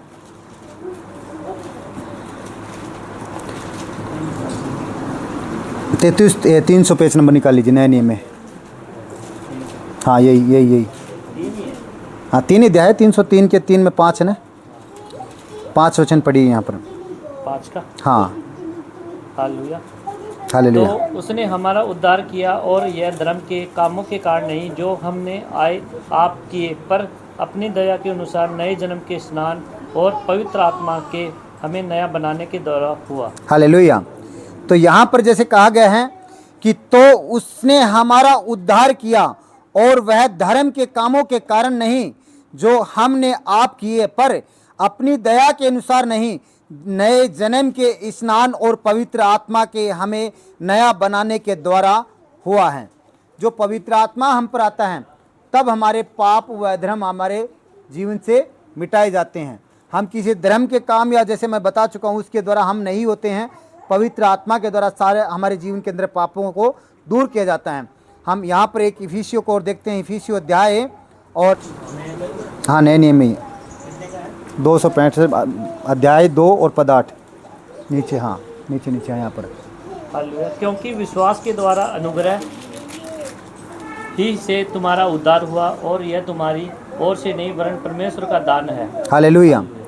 तो ये यहाँ पर कह रहा है कि हमारे, क्योंकि विश्वास के द्वारा अनुग्रह ही से तुम्हारा उद्धार हुआ है, और यह तुम्हारी ओर से नहीं वरन परमेश्वर का दान है। जो आज पवित्र आत्मा हमें हर एक पापों से छुटकारा देता है, पवित्र आत्मा में शुद्ध करता है, अपनी आत्मा उसने दिया, क्या दिया? अपने अनुग्रह के द्वारा हमें एक वो दान दिया है, ताकि हम पवित्र आत्मा के द्वारा होकर चलें। इसीलिए उसने कहा कि हमारा उद्धार वर्शिप, उपास या प्रचार या धर्म के कामों के द्वारा नहीं हुआ। जैसे अगर इनके द्वारा होता तो लूसीफर था, जो शैतान जिसको हम कहते हैं, वो अच्छी आराधना करता था, वर्शिप करता था परमेश्वर की, तो उसका क्यों नहीं उद्धार हुआ? ठीक है, अगर प्रचार के अंदर देखें तो वो अच्छा प्रचारक था लूसीफर, तो फिर क्यों उसका उद्धार नहीं हुआ? ठीक है, तो हम कभी भी ये ना सोचे कि हमारा वर्शिप के द्वारा या हमारा प्रचार के द्वारा या हमारा वचन के द्वारा उद्धार हो जाएगा। नहीं होगा। जब तक उसकी आज्ञाओं को हम फॉलो नहीं करेंगे हमारा उद्धार नहीं होगा। उस पर विश्वास नहीं करेंगे हमारा उद्धार नहीं होगा। तो इसीलिए हमें उस पर विश्वास करना परमेश्वर, ताकि वह हमारे नंगेपन को ढांप सके। ठीक है, आगे जैसे कहा है कि लेकिन मनुष्य का कोई भी ऐसा काम नहीं कि परमेश्वर को प्रसन्न कर सके, कि है मेरे, जैसे हमारा ऐसा कोई काम नहीं है कि हम परमेश्वर को कह सके, परमेश्वर में कह सके कि आ मेरी बेटी या आ मेरे बेटे मैं तुझे स्वर्ग को ले चलूँ, जो संसारिक हम काम करते हैं। हाँ, पवित्र आत्मा के द्वारा हम काम करते हैं, उसके द्वारा परमेश्वर में साथ रखेगा। अगर संसारिक काम करते हैं हम, तो परमेश्वर कभी भी ये नहीं कहेगा कि तू मेरे पास स्वर्ग में चल, क्योंकि उसे पता कि संसारिक के काम कौन से हैं। वो संसार के काम सब पाप और बुराइयों के हैं। तो इसीलिए कभी भी हमारे जीवन से ऐसा काम नहीं हो रहा। अगर हम पवित्र आत्मा को हमें प्रसन्न करना है तो सबसे महत्वपूर्ण वही है कि उसकी आज्ञाओं में चलना, उसके वचन को मानना, उस पर विश्वास करना, यही है। इसीलिए उसने कहा कि और उसकी कुर्बानी पर विश्वास करने से जो प्रभु यीशु ने हमारे लिए की है। अगर जब उसकी कुर्बानी पर विश्वास करते हैं कि प्रभु तूने हमारे लिए अपना पाक लहू बहाकर हमें क्या किया, शुद्ध और पाक किया है, तो हम क्या करते, उद्धार को प्राप्त करते हैं। हमारा जो नंगापन था वो नंगापन ढांपा जाता है। ठीक है, तो इसीलिए आगे जैसे कहता है कि पाप को समझने का हमारा नंगापन है वो ढांपा जाता है। जैसे पाप है, उस पाप के 3 तरीके हैं। उस पाप को वंचित करने के हमारे जीवन के अंदर 3 तरीके हैं। ठीक है, मैं आपको वचन बता देता हूं, आपको पढ़ लेना, इनको नहीं करेगा। सबसे पहला काम तो हमारे जीवन के अंदर ये होना जरूरी है। अगर ये हमारे जीवन के अंदर रहेगा तो शैतान का कोई अधिकार हम पर नहीं होगा। तो इसीलिए मैं आज के वचन के द्वारा खुदा का धन्यवाद करता हूं कि आप, मुझे शायद आशा है कि आप लोग इस चीज़ को समझ पाए हैं। आज से अभी जो लास्ट वाले मैं रिपीट करता हूं, चलो। ये क्या है कि पहला प्रेरितियों अध्याय 2 पद 38। ठीक है, मत्ती अध्याय 6 पद 14 और 15। और तीसरा है पहला पत्रस अध्याय 4 और पद 1। ये 3 चरण हैं किस चीज़ के, पाप से दूर रहने के। इन तीनों चरणों को हमारे जीवन के अंदर एक्टिवेट करना है। अगर ये 3 चरण हम कर लेंगे तो पाप की हमारे पर एंट्री नहीं होंगी। तो हमें अपने आप को परमेश्वर के हाथों में सौंपना है। और अपना जो शैतान हमें बार बार वही है कि हमारे को नंगापन दिखाना चाहता है, लेकिन पवित्र आत्मा क्या करता है, वो हमारी बुराइयों को ढांपता है। वो कभी भी ऐसा नहीं कहता कि मैं इसकी बुराई, उसने क्या कहा है, उसने कहा कि एक जगह पर जैसे नूह था, ठीक है, उसने कहा कि नूह शराब पीकर नंगा पड़ा हुआ था। ठीक है, लेकिन उसने अपने पुत्रों के द्वारा एक ने जैसे नंगापन देखा, उसे क्या हुआ, वो श्रापित हुआ। लेकिन 2 ने उसके नंगेपन को ढांप दिया, वो क्या हुए, ब्लेस हुए। तो आज उसी प्रकार से पवित्र आत्मा हमारे नंगेपन को ढांपना चाहता है ताकि हम कहीं नंगे ना दिखें। ठीक है, तो जैसे बार बार अगर पाप हमारे अंदर इंटर हो रहा है तो देखो कहीं न कहीं हमारे अंदर कमी है। ठीक है, तो इसीलिए उस शैतान को इंटर आउट करो। पवित्र आत्मा से कह तू जा यहाँ से, हमारे पास परमेश्वर ने शक्तियाँ दी है, सामर्थ दी है, ना करो उस चीज़ को। तो इसीलिए हमें अपने आप को कभी भी ऐसा महसूस नहीं करना कि मैं पापी हूँ या मैं फलाना हूँ। पवित्र आत्मा को सौंपना कि पवित्र आत्मा तूने मुझे उद्धार दिया है, और अपने जीवन की चौकसी करना है। सबसे बड़ी बात है कि अपने जीवन की चौकसी करना है कि मेरे जीवन से कोई भी पाप न हो। ठीक है, हालेलुया। मैं खुदा का धन्यवाद करता हूं कि आज के वचन के द्वारा परमेश्वर आपके जीवन के अंदर बड़ी रीति से कार्य करे। और जितने भी भाई बहन इन वचनों को ऑनलाइन सुनते हैं, खुदावन उनके जीवन में बड़ी रीति से ब्लेस करे यीशु के नाम से, ताकि कभी भी शैतान उनके नंगेपन को ओपन न करने पाए। खुदा का आत्मा उनको ढांपता रहे हर एक पापों से, हर एक बुराइयों से, यीशु के नाम से। खुदावन प्रभु यीशु, मैं तेरे नाम के द्वारा घोषणा करता हूँ, जितने भी भाई बहन प्रभु यहाँ पर बैठे हैं और जितने भी प्रभु इन वचनों को ऑनलाइन सुनेंगे, तो इन वचनों के द्वारा प्रभु उनका जीवन तेरी आत्मा के द्वारा परिवर्तन होता जाए पिता, यीशु के नाम से पिता। Thank you Lord, thank you Jesus, thank you पवित्र आत्मा। आगे का समय खुदा तेरे हाथों में सौंपते इस संगति को खुदा, और पवित्र आत्मा तेरा धन्यवाद करते हैं कि तूने अपने शब्दों के द्वारा प्रभु यहाँ पर तेरे कार्यों को किया, यीशु के नाम से। पवित्र आत्मा तेरी सामर्थ्य और तेरे जलाल के द्वारा प्रभु इन सब पर उतर पिता, ताकि तेरे नाम की महिमा हो, यीशु के नाम से। आमेन, आमेन। धन्यवाद प्रभु यीशु, खुदा के नाम की महिमा हो। ये वचन आपके जीवन के अंदर अद्भुत रीति के द्वारा कार्य करे। थैंक यू लॉर्ड पवित्र आत्मा। खुदा तेरे समक्ष आता हूं पिता, खुदा प्रभु यीशु तेरी पाक और पवित्र हजूरी में पिता, यीशु के नाम से पिता, जितनी भी प्रभु स्पिरिट की आत्मा जो इस बहन के पैर में कार्य कर रही है, यीशु के नाम से fire in the name of, को यहाँ पर बोलता हूँ यीशु के नाम से, टच पवित्र आत्मा, टच पवित्र आत्मा। नाखून दराबा ही गोंद रोबो सिखान दलाराबा ही देले ही रे बाबा बाबा रे सी ठेठे रे मामा मारो हाई देले बाबा रे। धन्यवाद प्रभु यीशु, इस बहन को बड़ी गवाही के साथ में पिता इसी समय डिक्लेयर करता हूँ, यीशु के नाम से, यीशु के नाम से। आमेन, आमेन। धन्यवाद। चेक करो। थैंक यू लॉर्ड पवित्र आत्मा, खुदावन प्रभु यीशु, भाई के तेरे समझ पर जहाँ पर भी हाथ रखा था, वहाँ पर जो भी ट्यूमर है खुदा तेरी आत्मा के द्वारा प्रभु श्रापित यीशु के नाम से उस ट्यूमर की आत्मा को मैं जाने क्या क्या करता हूँ, घोषणा करता हूँ पिता, जब भी जाएंगे खुदा अपने घर पर खुदा, तो जो प्रभु तेरी ओर से जो कार्य है वो इनके जीवन में संपूर्ण पिता, तेरा कार्य वो प्रभु ने मिले यीशु के नाम से पिता, ताकि तेरे नाम की महिमा करे पिता, तेरी बड़ी गवाही के साथ में पिता, यीशु के नाम से पिता, यीशु के नाम से। आमेन, आमेन। धन्यवाद यीशु के नाम से।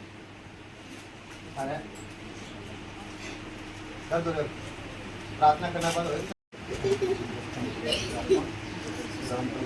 धन्यवाद करता हूँ पिता, हाथ खोल प्रभु यीशु, मैं तेरा धन्यवाद करता हूँ पिता इस बहन के लिए पिता, जो भी इनके शरीर में जो एलर्जी सेक्शन की आत्माएं काम कर रही है, कोई भी स्पिरिट की आत्मा कार्य न करेगी पिता, मैं तेरी आत्मा के द्वारा प्रभु इनके जीवन को संपूर्ण छुटकारे की घोषणा करता हूँ पिता। आज से खुदा तेरी हजूरी में चले और तेरे नाम की महिमा करे, यीशु के नाम से ब्लेस करते पिता ने हर एक बातों से प्रभु छुटकारे की घोषणा करते इनके जीवन में, यीशु के नाम से। Thank you Jesus, thank you पवित्र आत्मा, यीशु के नाम से। आमेन, आमेन। आपके साथ साथ तारा भी कुछ मिला गया,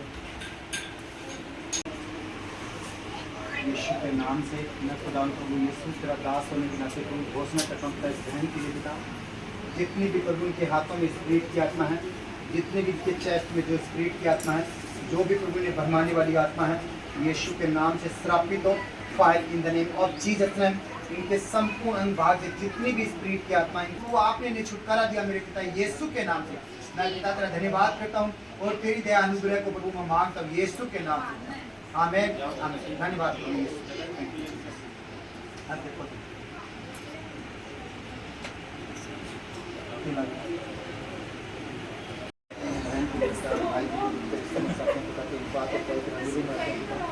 दया करने वाला परमेश्वर पिता, तो अनुग्रह करने वाला परमेश्वर, तेरी आत्मा के द्वारा प्रभु दोनों पर दया कर मेरे पिता। खुदा यीशु आपके लिए प्रभु आशीष दिए थे पिता, इनके जीवन में इनको गवाने के लिए आशीष देने पिता, यीशु के नाम से पिता, ताकि उनका घराना कंप्लीट हो तेरी आत्मा के द्वारा, यीशु के नाम से पिता। और जितने भी प्रभु बहन के गर्भ पर रुकावटें गर्भ प्रभु तेरी आत्मा के द्वारा फलवंत हो, यीशु के नाम से bless in the name of Jesus, यीशु के नाम से पिता, यीशु के नाम से। थैंक यू लॉर्ड पवित्र आत्मा, मैं खुदा इन दोनों के जीवन को प्रभु तेरी आत्मा के द्वारा ब्लेस करते पिता, और तेरी बड़ी गवाहियों के साथ में प्रभु ये आए पिता, जल्द से जल्द प्रभु यीशु के नाम से। कोई नहीं, तेरे को बदमाशी नहीं करना, यीशु के नाम से। जो भी यहाँ पर टाइप की आत्माएं हैं, जो भी जिस भी एंगल से, वो तमाम सर्वनाश हो जाए पिता, और तेरी बड़ी दया प्रभु इन बहन पर होता है, यीशु के नाम से। आमेन, आमेन। धन्यवाद प्रभु यीशु, आपके खुदा।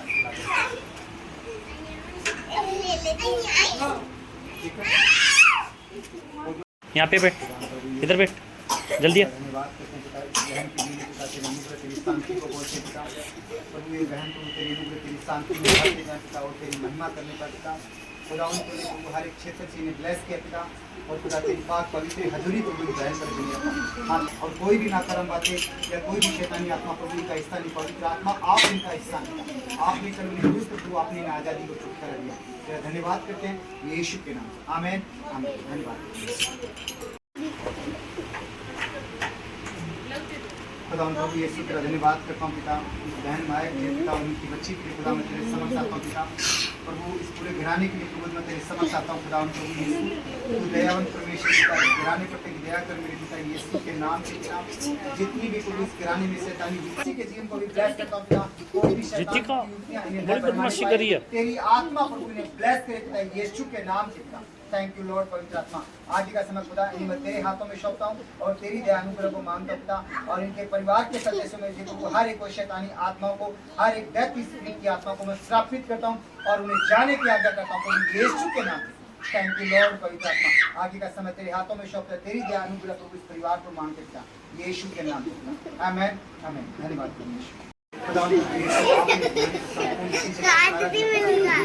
ऋतिका देख ले, ऋतिका उसके जीवन में कोई भी शैतानी आत्मा को कार्य नहीं करे और ना इस बहन की जीवन कार्य करे, जितनी भी प्रभु इसके परिवार से जुड़ी हुई शैतानी आत्माएं हैं उन्हें श्रापित करता हूँ पिता, और तेरी आत्मा के द्वारा प्रभु पवित्र आत्मा से भर जाए, पवित्र आत्मा से भर जाए यीशु के सामर्थ्य नाम से।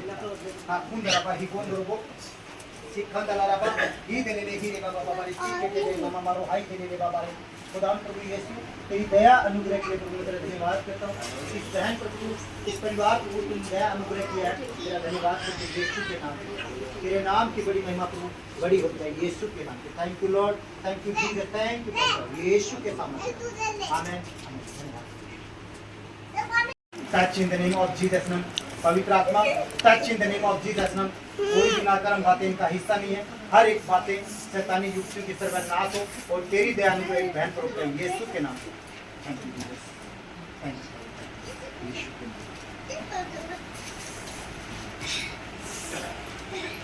नाम से, तेरी दया अनुग्रह उन पर कार्य करता है यीशु के नाम से।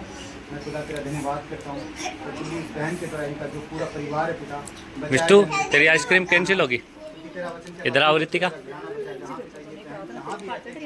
होली स्पिरिट टच यीशु के नाम, टच यीशु के नाम से। Thank you Jesus. ना खून दराबा ही गोंद रोबो सिखान दलाराबा, मैं विश्वास करता हूँ पिता इस बहन के द्वारा तेरे बड़े कार्य होंगे पिता और तेरे नाम की महिमा होगी। विश्वास करता हूँ पिता ये जब भी जहाँ भी रहते हैं वहाँ पर तेरे बड़े कार्यों को कर पाए, तेरे नाम की महिमा करने पाए, और खुदा तेरा दूत प्रभु इनकी रक्षा करे हर एक क्षेत्र में यीशु के नाम से पिता। तेरा वचन कहता है कि जवान से तो घटी हो सकती है परंतु युवा के खोज इस बहन को किसी भी बली वस्तु की घटी ना हो, ये तेरी आत्मा के द्वारा चले पिता यीशु के नाम से। धन्यवाद करते हैं तेरे अभिषेक को इन पर बोल सकते हैं यीशु के नाम से। आमेन। तेरे द्वारा परमेश्वर बड़ो काम करोगे खुदा, तेरी पाक और पवित्र हजूरी में आता पिता यीशु के नाम से पिता, तो इनके जीवन को जानता पिता, और तेरे द्वारा प्रभु सारे कार्य संभव है मेरे पिता यीशु के नाम से। जो प्रभु आपने इनके लिए जीवन साथी चुना है वो प्रभु इनके जीवन में कंप्लीट हो मेरे पिता यीशु के नाम से।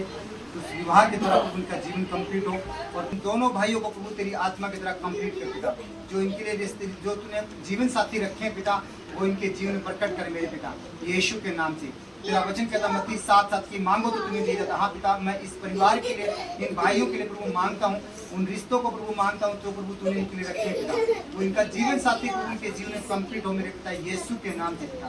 तेरे नाम की बड़ी महिमा हो और खुदा इन्हें तेरी आत्मा के द्वारा टच कर पवित्र आत्मा। मैं तुझे श्रापित करता हूँ यीशु के नाम से, खुदा की आग इनके शरीर पर उड़ेलता हूँ यीशु के नाम से। पवित्र आत्मा टच, पवित्र आत्मा तेरा कब्जा ले, पवित्र आत्मा तेरा कब्जा ले यीशु के नाम से, कब्जा ले पवित्र आत्मा यीशु के सामर्थ्य नाम से। और जितने भी शैतानी हथियार है वो सर्वनाश होते जाए, सर्वनाश होते जाए। नाखून दराबा ही गोंद रोबो सिखान दलाराबा ही दे ले ही रे बाबा बाबा बाबा बाबा रे सी ठे रे मामा मामा रोहाई दे ले बाबा। टच पवित्र आत्मा, टच पवित्र आत्मा, टच पवित्र आत्मा, भर दे तेरी संपूर्ण रीति से भर दे खुदा, ताकि तेरी आत्मा के द्वारा भरते जाए। तेरा वचन जो पूरा हो मेरे पिता कि अंत के समय में मैं अपना आत्मा अपने बेटे बेटी को ढूंढूंगा। हाँ पिता, वो तेरा आत्मा प्रभु आज इस भाई पर प्रकट हो पिता यीशु के नाम से प्रकट हो। भाई आज से प्रभु तेरी आत्मा के द्वारा चेंज हो चुके पिता, तेरा आत्मा का ग्रेस प्रभु आज इन पर आ चुका मेरे पिता यीशु के नाम से पिता। टच पवित्र आत्मा, टच पवित्र आत्मा, भर दे तेरी पाक रूह से मेरे पिता, भर दे तेरी पाक रूह से मेरे पिता ने संपूर्ण तेरी आत्मा से इन्हें कंप्लीट करे मेरे पिता यीशु के नाम से पिता। नाखून दराबा ही गोंद रोबो सिखान दलाराबा, और खुदा प्रभु यीशु जितना भी इनके फाइनेंस में जो भी शैतानी युक्तियां जो कार्य करती है कहाँ आपको जरूरत है? ओपन करो। वहाँ पर चूड़ी देख ले। यीशु के नाम से खुदावन प्रभु यीशु जिस विषय के लिए तुमने चुना है वो विषय प्रभु इनके जीवन में पूरा हो और तेरी योजना में यीशु के नाम से आगे का समय खुदा ने मैं तेरे हाथों में सौंपता हूँ। बड़ी गवाही को प्रभु के जीवन में मांगता हूँ यीशु के नाम से आमीन आमीन। धन्यवाद। इनकी आंखों में अंधराते की आत्मा है और जो भी प्रभु इनके जीवन में शैतानी आत्माएं हैं वो सर्वनाश हो पिता और तेरी आत्मा का कब्जा इस भाई पर उठता है यीशु के नाम से। पवित्र आत्मा तेरा कब्जा ले यीशु के नाम से। तेरी आत्मा से इन्हें भर दे पिता यीशु के नाम से। तेरी आत्मा से भर देने यीशु के नाम से।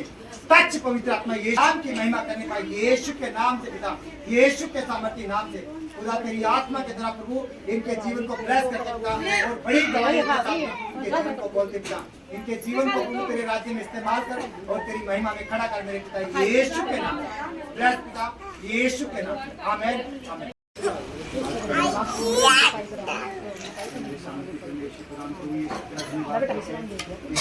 चुना पिता तेरी आत्मा के द्वारा भाई के जीवन को ब्लेस कर पिता और उनके जीवन को तेरे राज्य में मांगता तेरे नाम की महिमा बढ़ेगी सच्चा और जीवित परमेश्वर वो हर एक बात इनके जीवन में तेरी ओर से प्रकट होने पिता यीशु के नाम से धन्यवाद करते हैं। कोई भी नाकारात्मक बातें इनका हिस्सा नहीं पिता तेरा धन्यवाद करते हैं। आगे का समय तेरे हाथों में सौंपते हैं यीशु के नाम से आमीन आमीन। हाँ खुदा तेरे राज्य के लिए प्रभु तैयार कर पिता ताकि तेरे नाम की महिमा करें तेरे राज्य में फल होते जाएं यीशु के नाम से। थैंक यू लॉर्ड पवित्र आत्मा तेरी बड़ी दया अनुग्रह को मैं मांगता हूँ यीशु के नाम से। लाइट भेज दिया ना यीशु के नाम से। Thank you Jesus. धन्यवाद करते पिता प्रभु ने तेरे राज्य में इस्तेमाल करने के लिए पिता इस सेवा के साथ खड़ा होने के लिए तेरा धन्यवाद करते हैं यीशु के नाम से। तेरी बड़ी दया अनुग्रह इन पर हो पिता इनके परिवार में भी प्रभु जो इनकी मम्मी पर जो भी शैतानी आत्माएं को कार्य कर रही हैं वो हर एक आत्मा का अभिषेक सर्वनाश हो यीशु के नाम से। खुदा तेरी आत्मा के अभिषेक वहाँ पर पिता तेरा आत्मा प्रभु यहाँ से जाए पिता और उन्हें इस बहन को हील करे पिता यीशु के नाम से। थैंक यू लॉर्ड पवित्र आत्मा आगे का समय तेरे हाथों में सौंपते इस पूरे घराने को प्रभु तेरे नाम की महिमा और तेरे नाम की जय करें यीशु के नाम। थैंक यू लॉर्ड आमीन धन्यवाद। पवित्र आत्मा टच पवित्र आत्मा छुले छुले छुले पवित्र आत्मा भर देने तेरी आत्मा से यीशु के सामर्थ्य नाम से ना खून दराबा ही गोंद रोग से खान दलारबा ही दे रे ही रे बाबा बाबा बारे सीट ठेके मामा पवित्र आत्मा छुले छुले पवित्र आत्मा तेरी आत्मा का कब्जा ले यीशु के सामर्थ्य नाम से ना खून दराबा ही गोंद रोग से खान दलारबा ही दे रे ही रे बाबा बाबा बारे सीट ठेके मामा मारो आई दे रे बाबा रे हे मेरे सामर्थ्य परमेश्वर दा इनके दोनों के जीवन को पिता तेरी आत्मा के द्वारा कंप्लीट कर देते यीशु के नाम से पिता।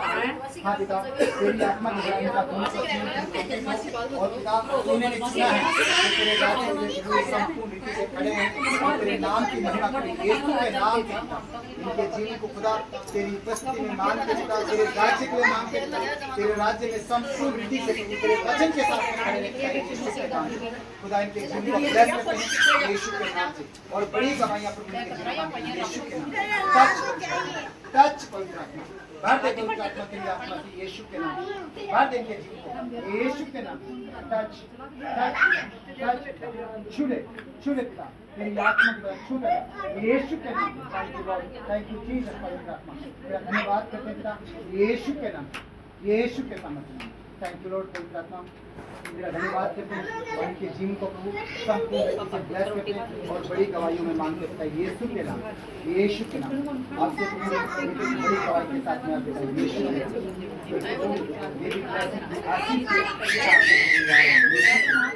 आमीन।